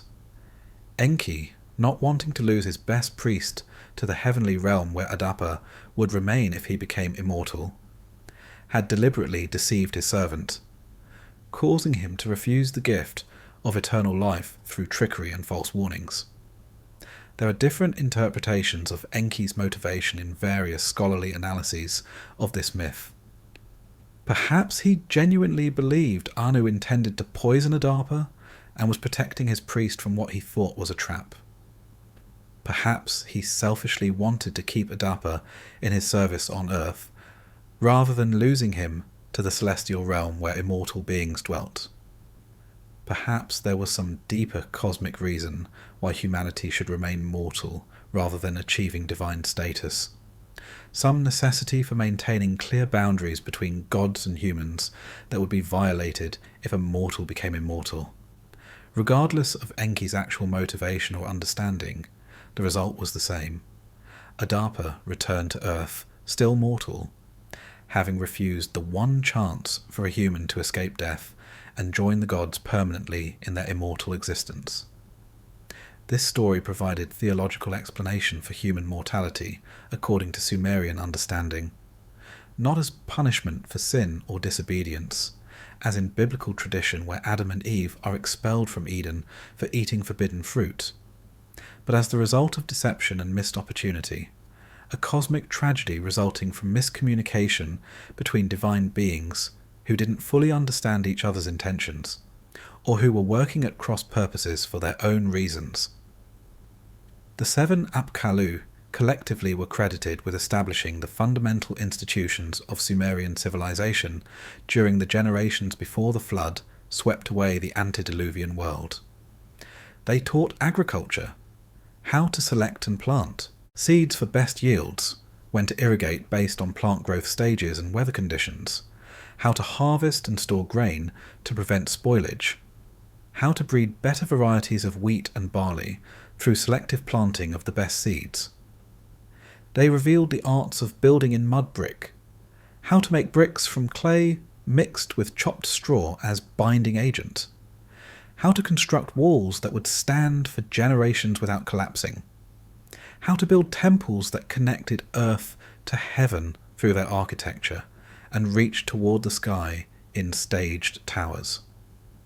They transmitted knowledge of irrigation engineering, how to dig canals that brought water from rivers to distant fields, how to build levees that protected cities from floods, how to distribute water fairly among many users who all depended on limited supplies, how to maintain these systems across generations so they continued functioning.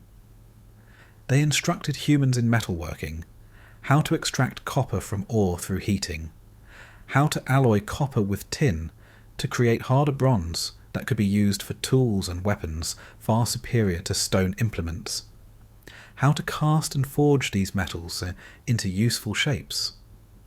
They taught writing, that revolutionary technology that allowed knowledge to be preserved beyond the memories of individual sages, that made possible the administration of complex institutions and the recording of laws and literature and history.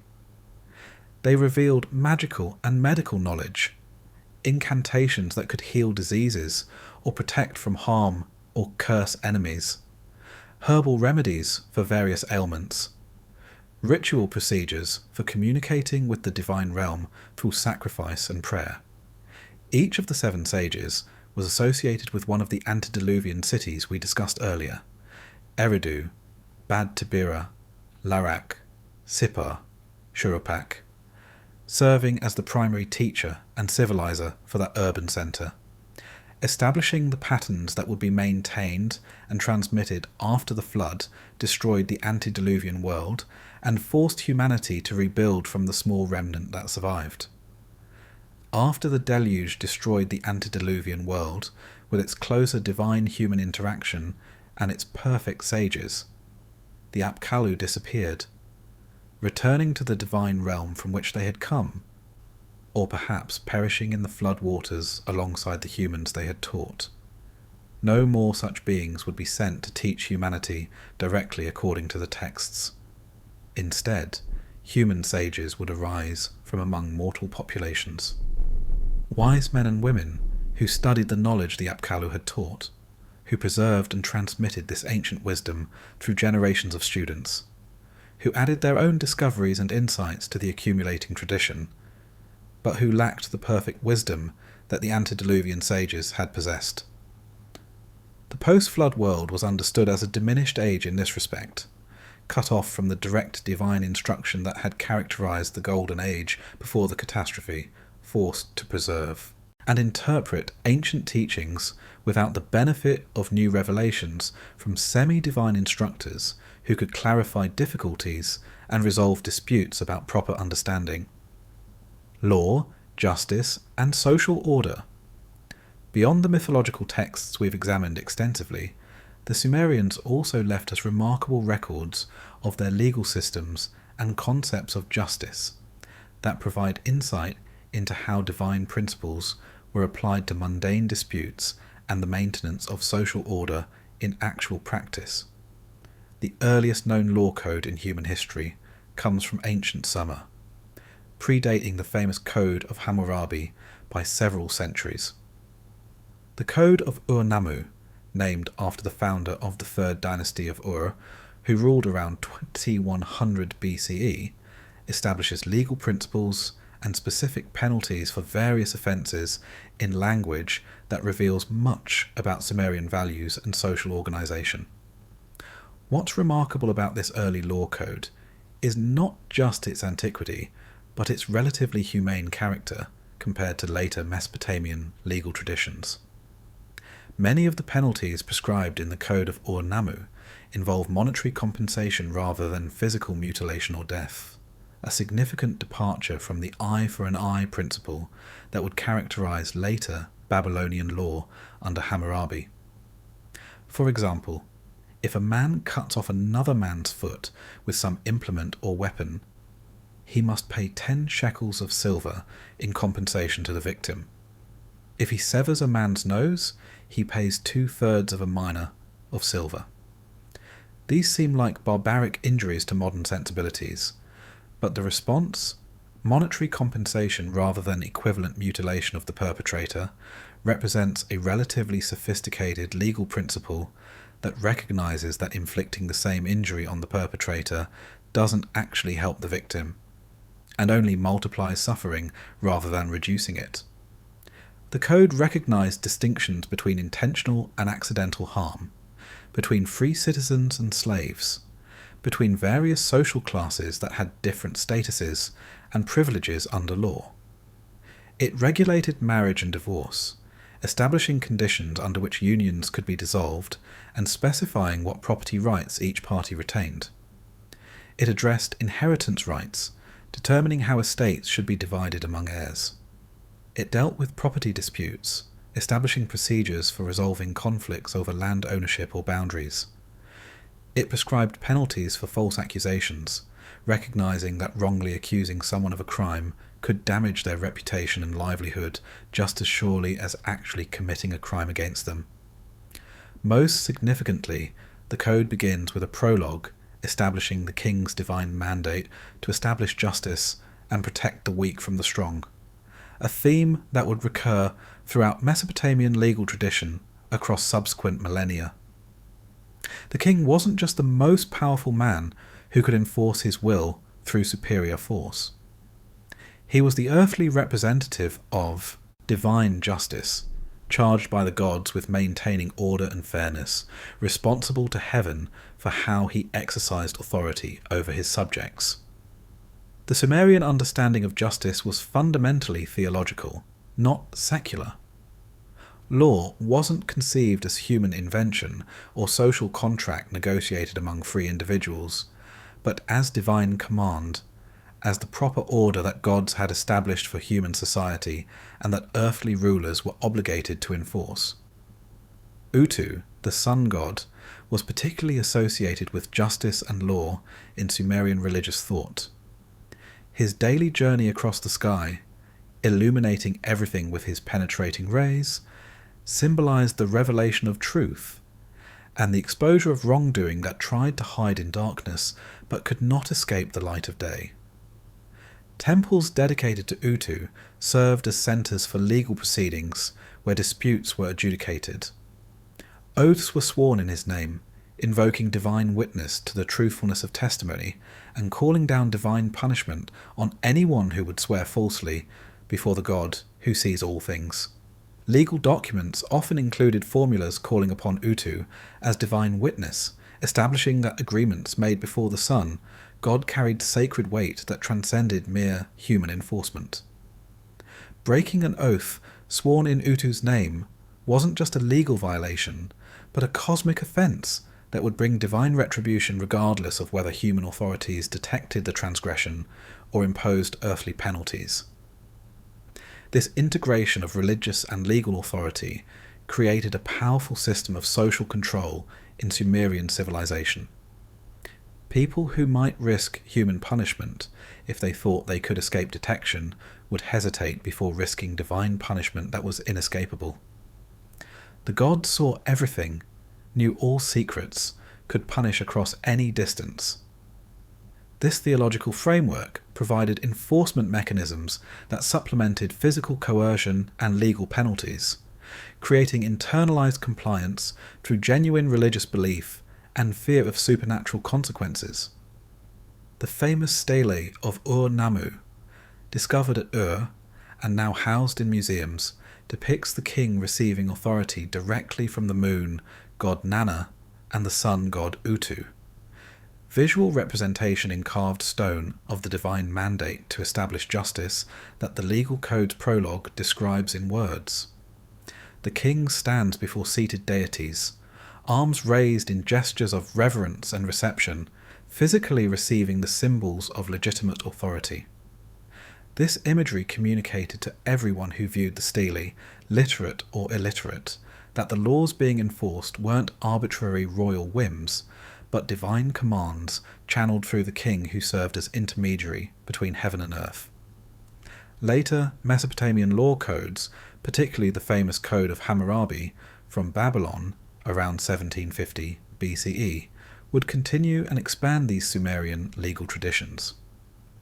Hammurabi's code is better preserved and more comprehensive, containing 282 separate laws covering virtually every aspect of social and economic life. But it builds directly on Sumerian foundations established centuries earlier, using similar structures, addressing similar issues, claiming similar divine authorization for royal justice making. The continuity across centuries and cultures demonstrates how deeply embedded these legal principles became in Mesopotamian civilization. Astronomy and the measurement of time. The Sumerians were meticulous observers of the heavens, tracking the movements of celestial bodies with remarkable precision and using these observations to create calendars that regulated both agricultural activities and religious festivals. Their astronomical knowledge, preserved in numerous tablets listing star positions and planetary movements, represents some of the earliest systematic scientific observation in human history. The Sumerian calendar was lunisolar, based primarily on lunar months, but adjusted periodically to keep synchronized with the solar year and the agricultural seasons that depended on the sun's annual cycle. Each month began with the first appearance of the crescent moon after the new moon, when the thin lunar sliver became visible at sunset. This observable astronomical event provided a natural starting point that anyone could verify without sophisticated instruments or mathematical calculations.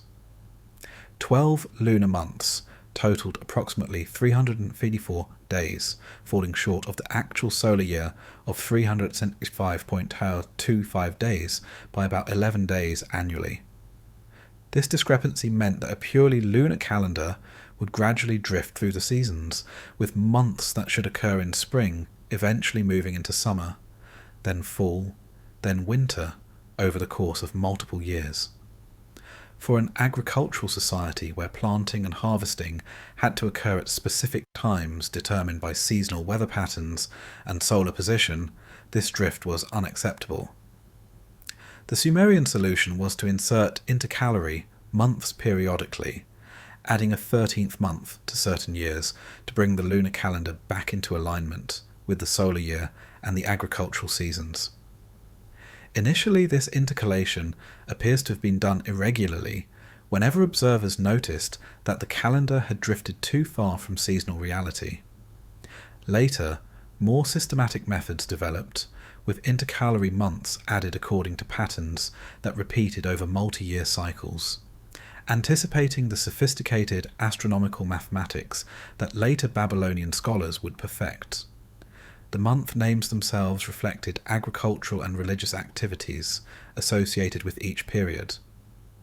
The first month of the Sumerian year, corresponding roughly to March-April in our modern calendar, was called Barazag-Gar, the month of the sanctuary's food offerings, when the New Year festival occurred, and major religious ceremonies renewed the cosmos for another cycle. Other month names referenced agricultural tasks like planting or harvesting specific crops, seasonal weather patterns like the arrival of hot winds or the beginning of rains, or important religious festivals celebrated during those periods. Each month was divided into approximately 30 days, though the actual length of lunar months varies between 29 and 30 days depending on the precise timing of lunar phases. Days were further divided into 12 double hours, each double hour containing 60 minutes, with each minute composed of 60 seconds. This sexagesimal system, based on the number 60, still used today for measuring time and angles, was a Sumerian innovation that demonstrates remarkable mathematical sophistication. Why base a numerical system on 60 rather than 10, which seems more natural given our 10 fingers? The number 60 has exceptional mathematical properties. It's divisible by 1, 2, 3, 4, 5, 6, 10, 12, 15, 20, 30, and 60. 12 different divisors that make calculations and subdivisions much easier than they would be in a decimal system, where 10 is only divisible by 1, 2, 5, and 10. This practical advantage in calculation and measurement made the sexagesimal system ideal for astronomical observations and mathematical computations, both crucial activities in Sumerian civilization. The Sumerians identified and named numerous constellations visible in the night sky, creating star catalogues that were consulted for both practical and divinatory purposes. The constellation we call Taurus the Bull, they knew as the Bull of Heaven, associated with the god An, and featuring in mythological narratives. Our Leo the Lion was their lion. Many of our modern constellation names, and the zodiacal tradition that divides the ecliptic into 12 sections, can be traced back through Greek and Babylonian intermediaries to original Sumerian observations and classifications. The planets visible to the naked eye, Mercury, Venus, Mars, Jupiter, and Saturn, were carefully tracked as they moved against the background of fixed stars. Each planet was associated with a specific deity: Venus with Inanna, Mars with Nergal, god of war and pestilence, Jupiter with Marduk in later Babylonian tradition, Saturn with Ninurta, god of agriculture and war, Mercury with Nabu, god of writing and wisdom in later periods. These planetary associations weren't arbitrary, but reflected observed correlations between celestial movements and earthly events. Venus as morning star, appearing before dawn, heralded the return of light, associated with the goddess Inanna, who descended to the underworld and returned, who brought both love and warfare. Mars, with its reddish colour, naturally suggested blood and conflict, appropriate for a war god. Jupiter's bright, steady light and slow, stately movement across the heavens suggested royal authority and divine kingship. The Sumerians recognized that eclipses, both lunar and solar, occurred in predictable patterns that could be calculated and anticipated, though the mathematics required for precise. Prediction wouldn't be fully developed until later Babylonian astronomers created sophisticated computational methods. Eclipses were understood as ominous events requiring ritual responses to avert the disasters they portended, but they weren't seen as random or incomprehensible. The gods operated according to regular patterns that careful observation could discern. This combination of religious interpretation and empirical observation characterizes Sumerian astronomy. They observed the heavens with genuine scientific precision, recording data systematically, recognizing patterns, making predictions based on those patterns. But they interpreted their observations through theological frameworks, understanding celestial phenomena as divine communications, as signs from the gods about future events, as cosmic dramas playing out on the largest possible stage. These weren't contradictory approaches from their perspective, but complementary aspects of the same inquiry into how the cosmos operated. Economic life and administrative systems. The clay tablets that preserve Sumerian literature and religious texts represent only a small fraction of the total cuneiform corpus that has survived. The vast majority of tablets that archaeologists have excavated from Sumerian sites are administrative and economic documents. The accounting records and business contracts and inventory lists that track the complex economic activities supporting urban civilization. These mundane documents, often overlooked by popular audiences interested in dramatic myths and epic poetry, actually provide extraordinarily detailed information about how Sumerian society functioned on a practical level. They reveal sophisticated economic systems involving specialized labor, market exchange, debt and credit instruments, property rights, taxation and redistribution, long-distance trade networks spanning thousands of miles. The temple complexes that dominated Sumerian cities weren't just religious centers, but also functioned as economic powerhouses managing enormous resources. Temple institutions owned vast agricultural lands worked by dependent labourers, maintained workshops employing specialised craftsmen, controlled herds of livestock numbering in the thousands, stored grain reserves that could feed urban populations through crop failures or sieges, managed irrigation systems crucial for agricultural productivity across entire regions. The administrative archives from these temple complexes contain tens of thousands of tablets recording every detail of these economic operations. Tablets list workers employed in temple workshops, noting their names, their specialties, their daily rations of bread and beer provided as payment for labour. Other tablets track the flow of raw materials into workshops and finished products out to storage or distribution, documenting every step of production processes to prevent theft or waste and ensure accountability.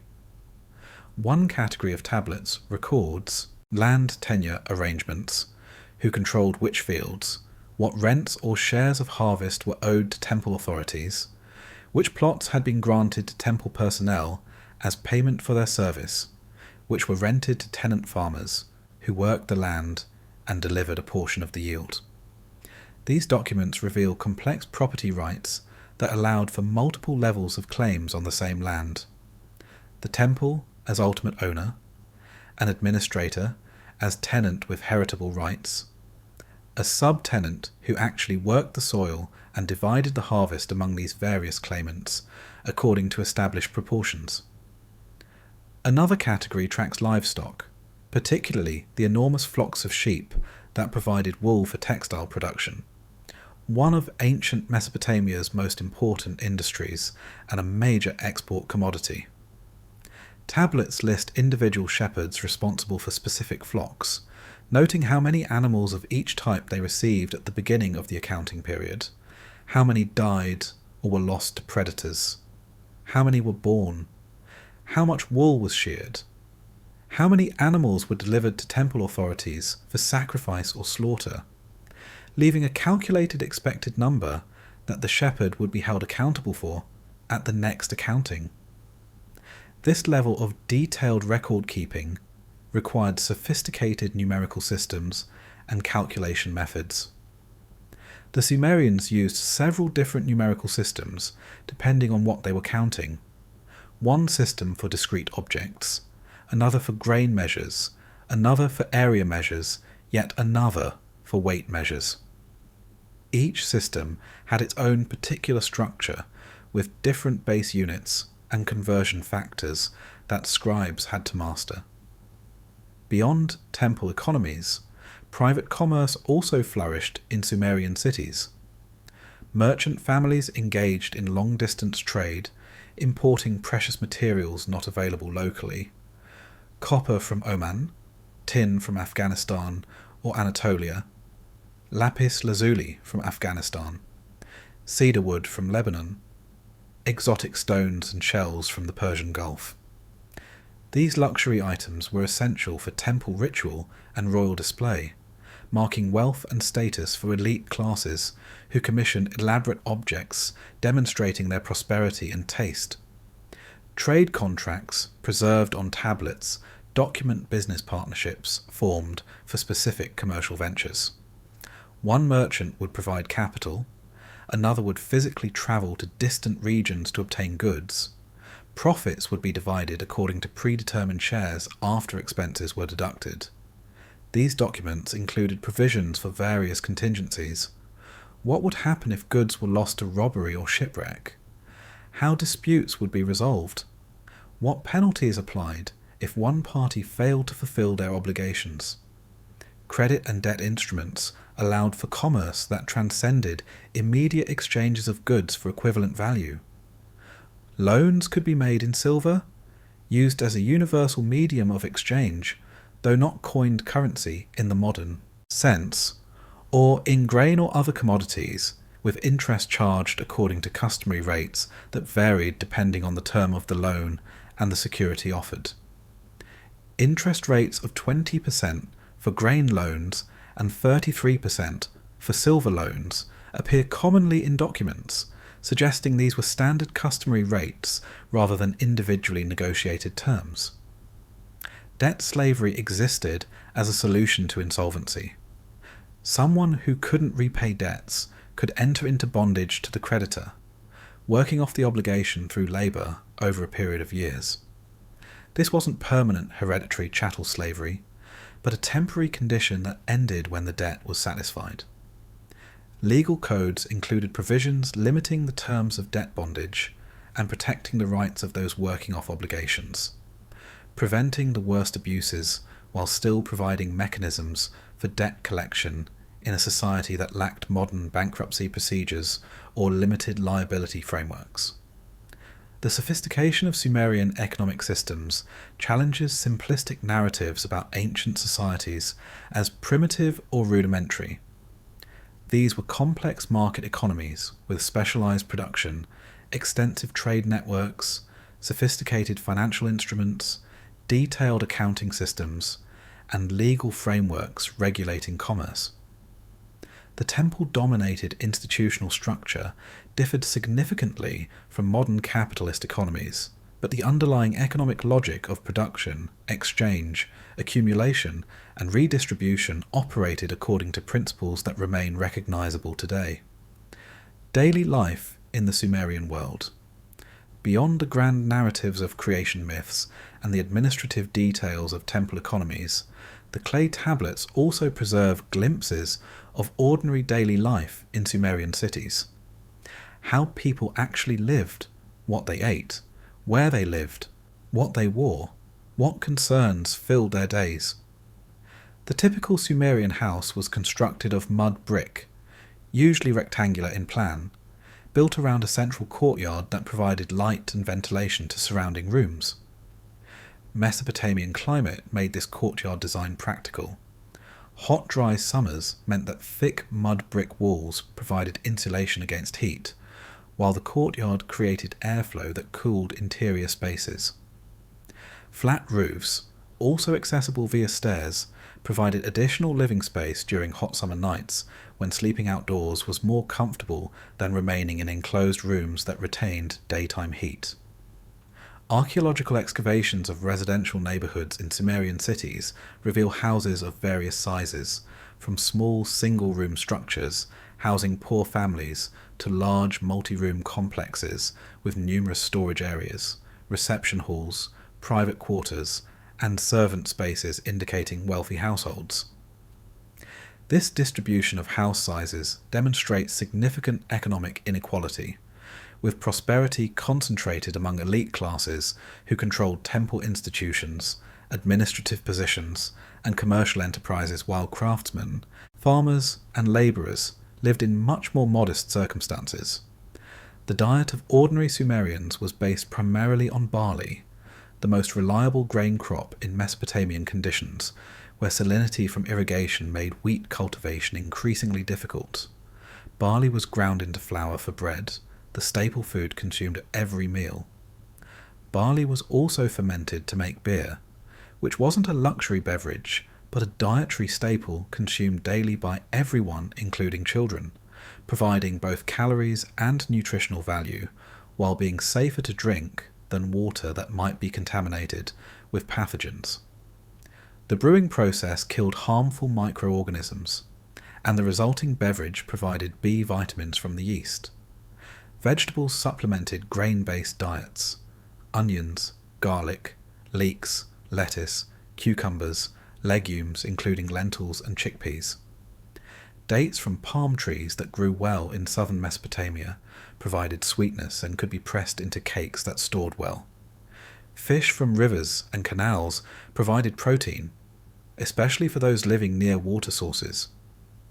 Meat was less common, consumed mainly during festivals or by wealthy households that could afford to slaughter livestock that otherwise provided valuable products like milk, wool, and labour.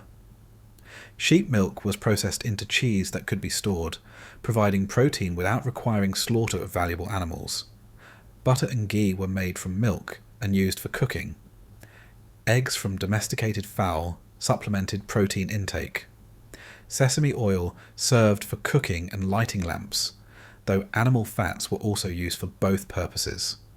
Clothing was made primarily from wool, woven into textiles of varying quality depending on economic status. The wealthy wore finely woven garments dyed with expensive colours, while ordinary people wore coarser undyed wool. Linen made from flax was also known but less common than wool. Leather made from animal hides provided durable material for sandals, bags, and protective gear. Men typically wore kilts or skirts, leaving the upper body bare or covered with a draped garment. Women wore longer dresses, often with one shoulder covered while the other remained bare. Both men and women wore their hair long, with elaborate hairstyles indicating status and fashion preferences that varied across periods. Men often wore beards, which were carefully groomed and sometimes curled in elaborate patterns for special occasions. Jewellery including necklaces, bracelets, earrings and rings was worn by those who could afford precious metals and stones. These ornaments weren't just decorative, but indicated wealth and status, serving as portable property that could be converted to currency if necessary. The famous treasures from the royal cemetery at Ur demonstrate the extraordinary craftsmanship applied to jewellery and personal ornaments for elite burials: intricate gold work, lapis lazuli settings, delicate carnelian beads, elaborate headdresses combining multiple precious materials into stunning displays of wealth and artistic skill. Children in Sumerian society received varying amounts of education depending on their family's social position and resources.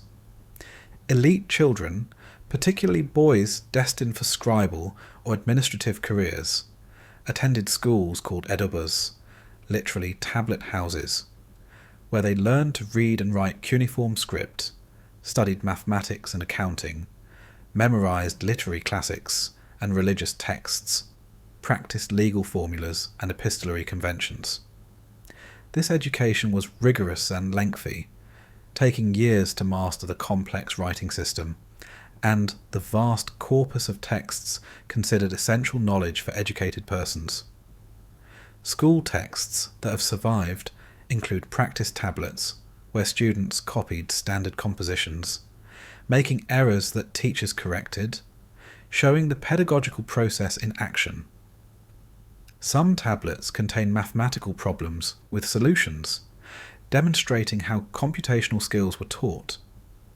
Others preserve literary compositions that students memorized and recited, internalizing the cultural heritage of their civilization.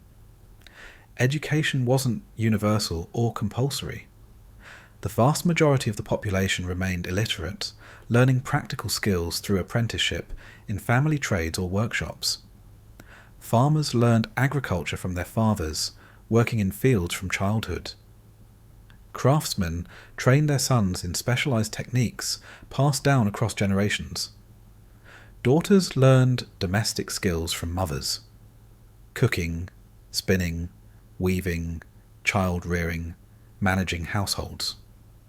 This practical education through participation in actual work was just as essential as formal schooling for scribes, though it left no written traces and has received less scholarly attention. Marriage was arranged by families, with fathers negotiating match contracts for their children.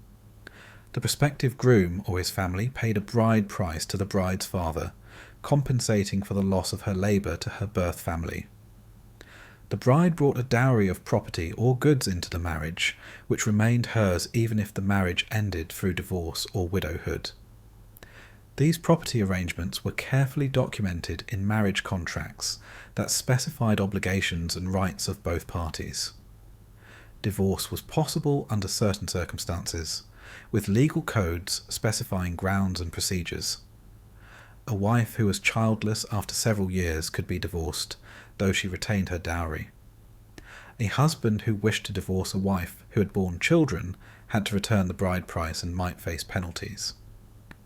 Women had some legal rights to initiate divorce in cases of abuse or abandonment, though practical ability to exercise these rights likely depended on having family support. Children were valued as economic assets who would contribute labour and eventually care for ageing parents.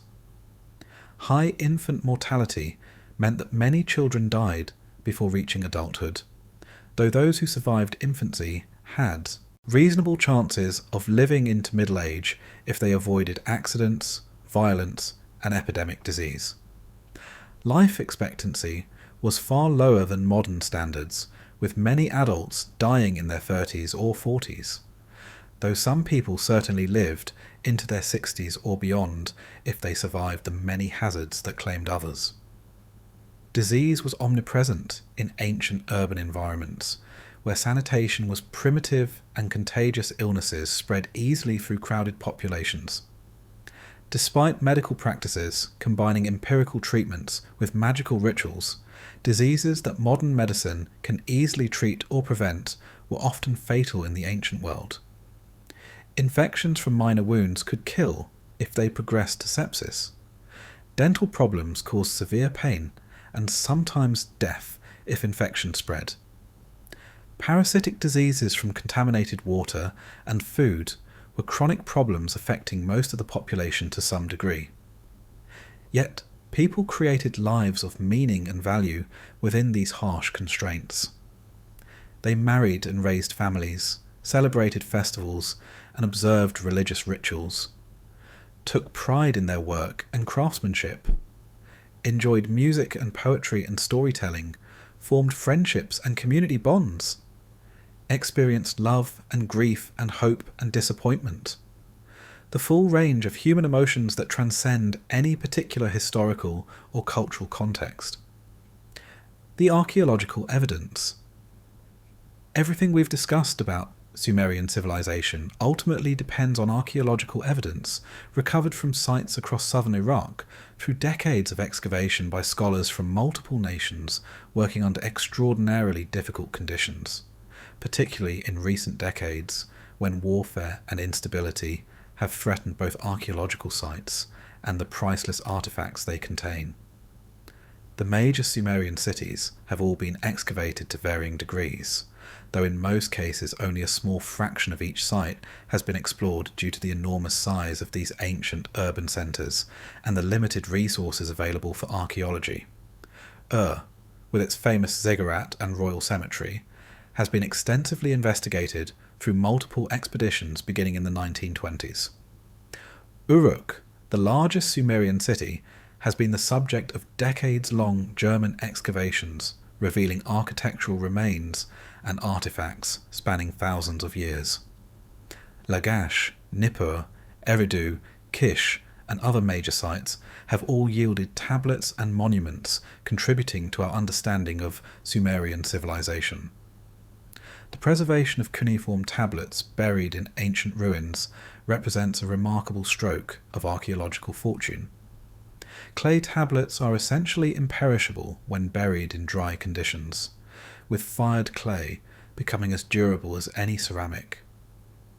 even unfired tablets that were simply dried in the sun, which describes most administrative documents, can survive for millennia when protected from moisture. Some tablets that were accidentally fired when buildings burned have been preserved even better than those that were merely dried, with the fire hardening the clay and making it virtually indestructible. The sheer quantity of tablets recovered from Mesopotamian sites is staggering. Hundreds of thousands have been excavated and catalogued, with many more certainly still buried, waiting for future archaeologists. Major museum collections in London, Paris, Berlin, Philadelphia, and Istanbul contain tens of thousands of tablets each. The Iraq Museum in Baghdad houses an enormous collection of artifacts from Mesopotamian sites, though looting during recent conflicts has tragically resulted in the loss of irreplaceable pieces that may never be recovered. The process of deciphering cuneiform writing represents one of the great intellectual achievements of the 19th century. When European scholars first encountered cuneiform inscriptions in ruins across Mesopotamia and Persia, they couldn't read them at all.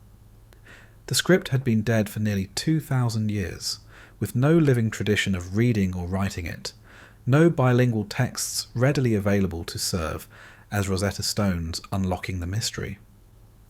The breakthrough came through patient comparison of cuneiform texts in multiple languages. Scholars realized that some inscriptions appeared to be the same text written in different languages, typically Old Persian, Babylonian, a Semitic language related to Akkadian, and Elamite.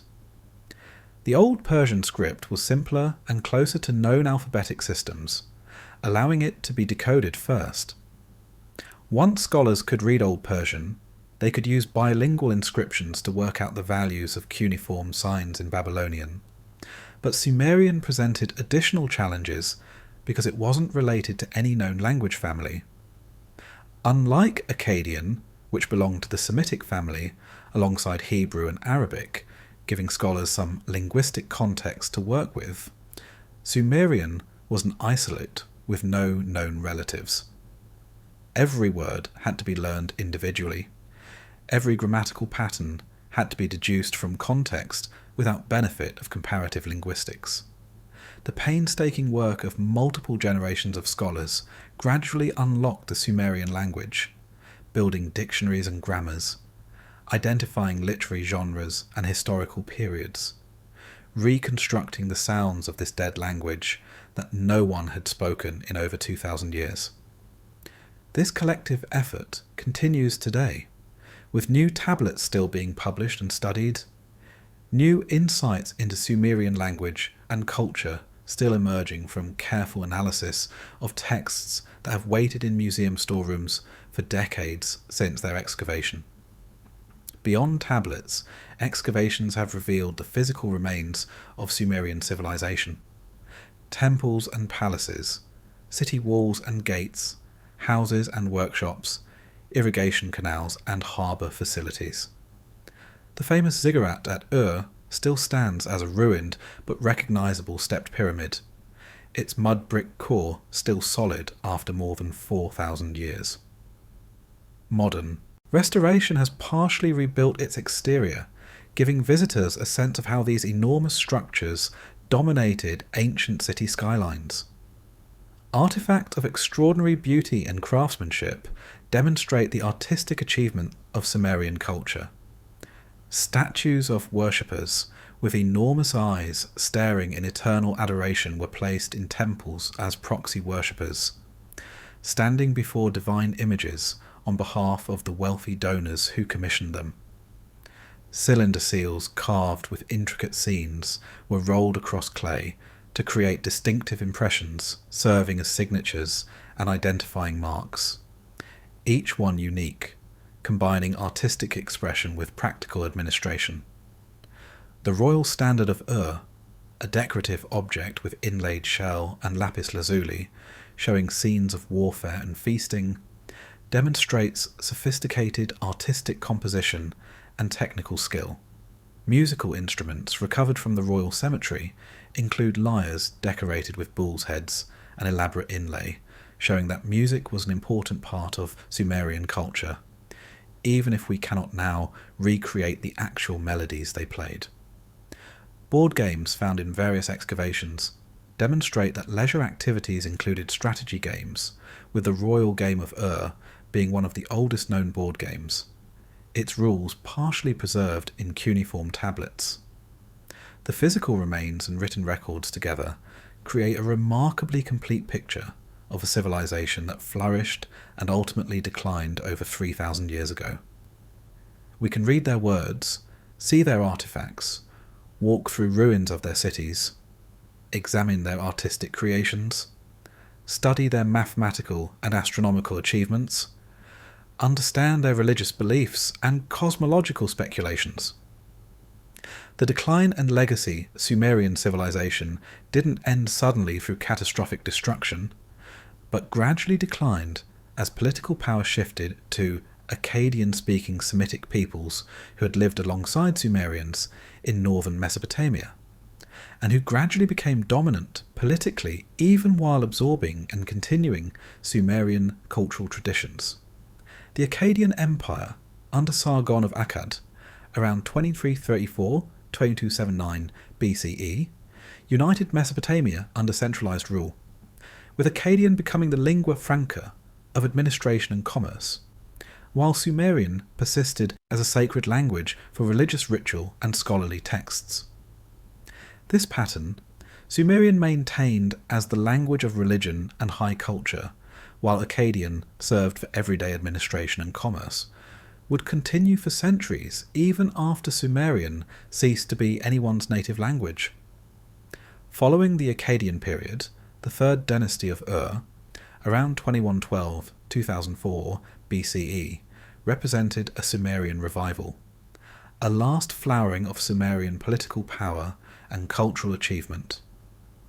The kings of this dynasty claim continuity with ancient Sumerian traditions, commissioned elaborate building projects, supported literature and scholarship, presided over sophisticated administrative systems, documented in tens of thousands of tablets from their bureaucratic archives. But this was the final period of Sumerian political independence. When the Ur-Thay state collapsed around 2004 BCE under pressure from Amorite invaders and Elamite attacks, Sumerian as a spoken language disappeared within a few generations. The cities continued to be inhabited, but their populations increasingly spoke Akkadian or other Semitic languages rather than Sumerian. Yet Sumerian culture didn't die with the Sumerian language. Mesopotamian civilization continued to develop through subsequent millennia, under Babylonians and Assyrians, under various foreign conquerors, and throughout all these political changes, the fundamental cultural patterns established by the Sumerians persisted. Cuneiform writing continued to be used for 3,000 years after Sumerian ceased to be spoken, finally dying out only in the 1st century CE.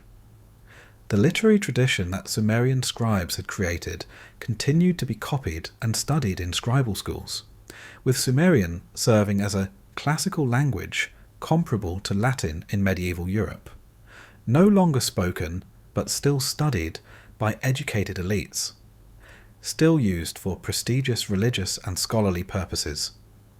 The Epic of Gilgamesh, though best known in its Akkadian version, preserved Sumerian themes and narratives. Babylonian creation myths, like the Enuma Elish, borrowed extensively from Sumerian cosmological traditions, while adapting them to new theological frameworks. Legal codes throughout Mesopotamian history trace their lineage back to Sumerian predecessors. Astronomical traditions that reached their highest development in Babylonian mathematical astronomy rested on foundations laid by Sumerian observers who first systematically tracked celestial phenomena. When Mesopotamian culture eventually came into contact with Greek civilization through Alexander's conquests and the Hellenistic period that followed, many elements of Mesopotamian science and scholarship were transmitted westward. Greek astronomy incorporated Babylonian, and thus ultimately Sumerian, observations and calculation methods. The zodiac and astrological traditions have roots reaching back to Mesopotamian celestial divination. Our division of the circle into 360 degrees, our division of hours into 60 minutes, and minutes into 60 seconds. These reflect the Sumerian sexagesimal mathematical system.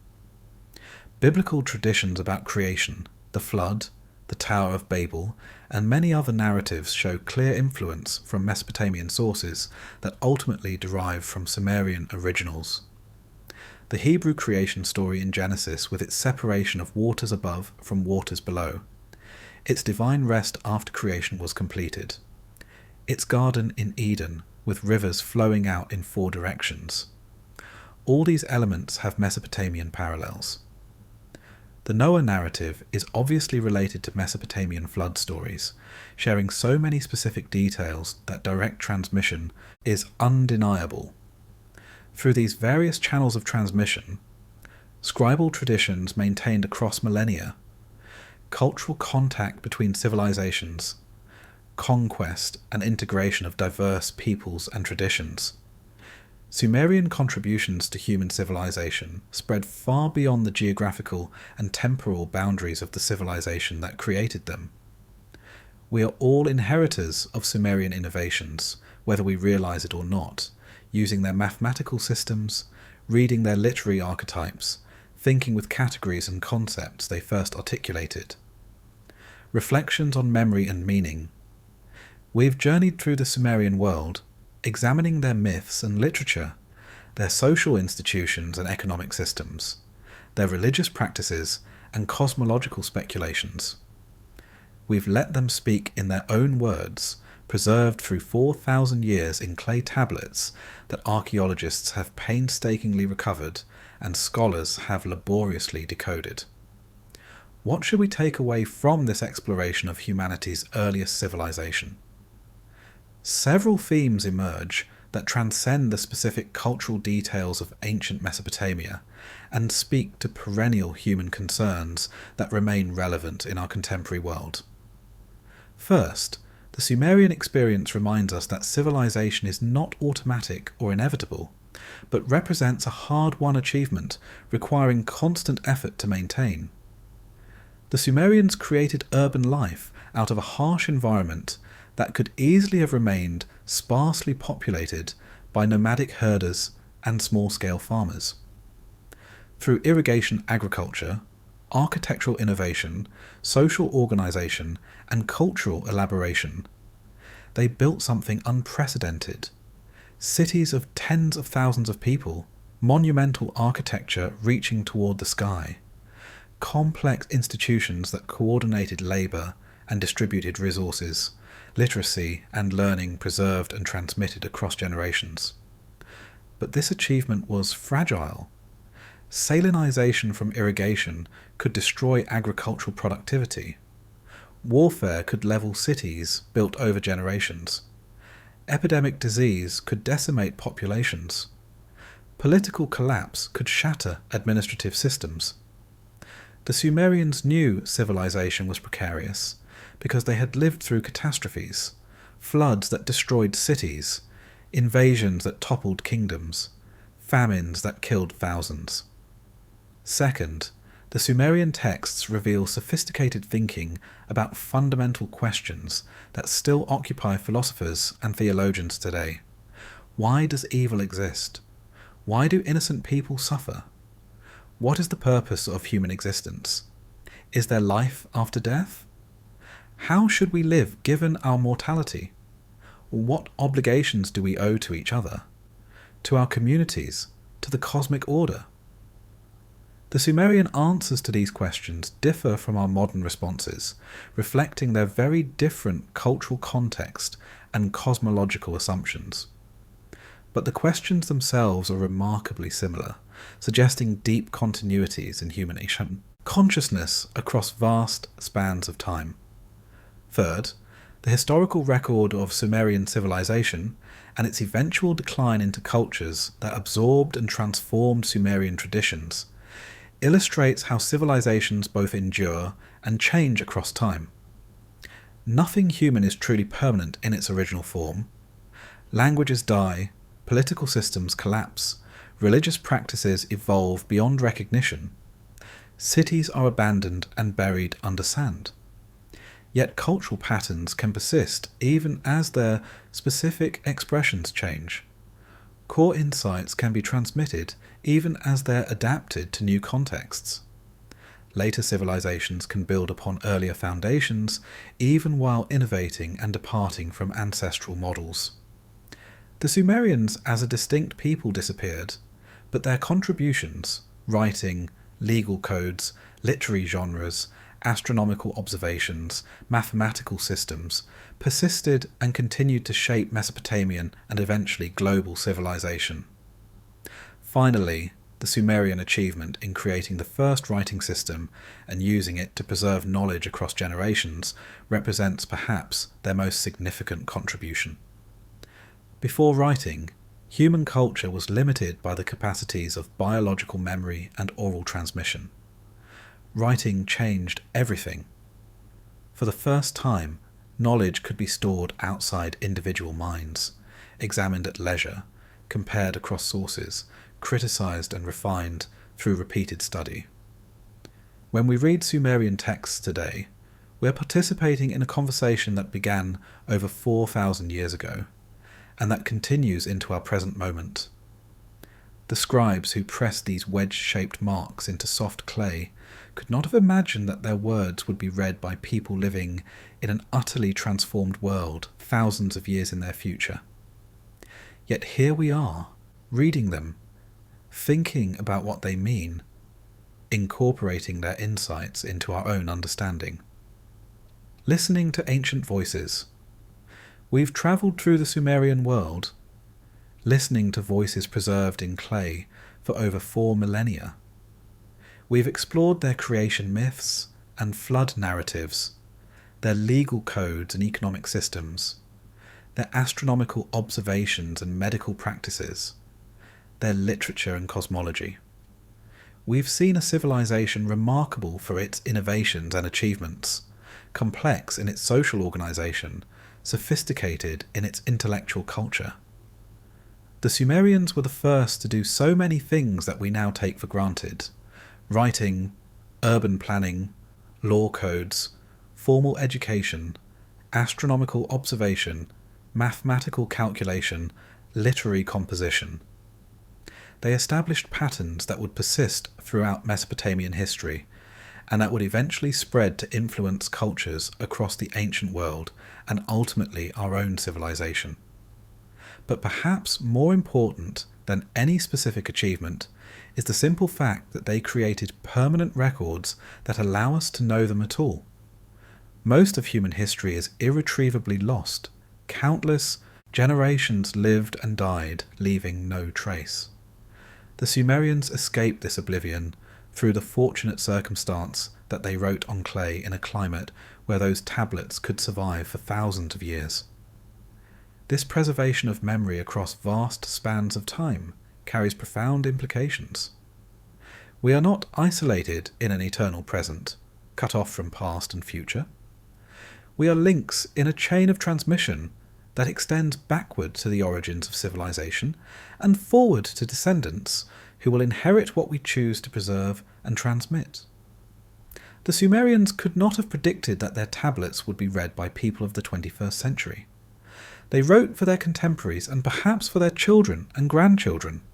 Yet here we are, still reading, still thinking about what they recorded, still influenced by patterns they established.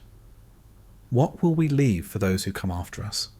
What do we want to preserve and transmit? These are questions each generation must answer for itself, knowing that nothing is certain, that civilizations fall, that knowledge can be lost, but that the effort to preserve and transmit wisdom across generations is perhaps the most fundamentally human activity we can engage in. The ancient voices of Sumer still speak to those willing to listen. They tell us about human struggles with mortality and meaning, about attempts to understand cosmic order and establish social justice, about the precarious nature of civilization and the endurance of human creativity.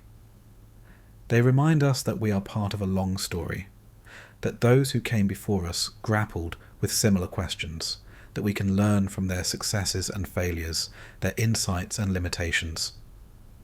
As we conclude this journey through the Sumerian world, we might reflect on what it means to be human, finite creatures aware of our mortality, yet capable of creating meaning that transcends our individual lifespans.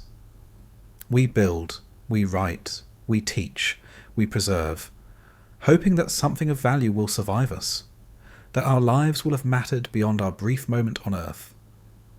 The Sumerians understood this 4,000 years ago. They built cities meant to endure, carved words meant to be read by distant generations, created institutions designed to maintain order across time. They knew they were mortal, but refused to accept that their achievements should die with them. Through clay tablets that have survived the collapse of their civilization, the death of their language, the disappearance of their very people, they continue to speak. We who live so far, removed from them in time and culture and circumstance, can still hear those voices if we listen carefully, if we approach these ancient texts with respect and curiosity, if we're willing to learn from people who solved different problems in different ways, but who shared our fundamental humanity. Thank you for joining me on this journey into humanity's earliest written records. I hope you've gained not just knowledge about an ancient civilization, but also perspective on the enduring human project of creating meaning and transmitting wisdom across generations. If this exploration has sparked your curiosity, I encourage you to seek out translations of Sumerian texts, to visit museum collections that house these ancient tablets, to continue learning about the origins of civilization and the remarkable achievements of our ancestors. And remember to preserve and transmit what matters to you, in whatever forms available, knowing that the future is unwritten, and that what we choose to record and remember shapes the world our descendants will inherit. The Sumerians showed us that human consciousness can speak across millennia. What will we say to those who come after us? The clay tablets are waiting to be written. The story continues.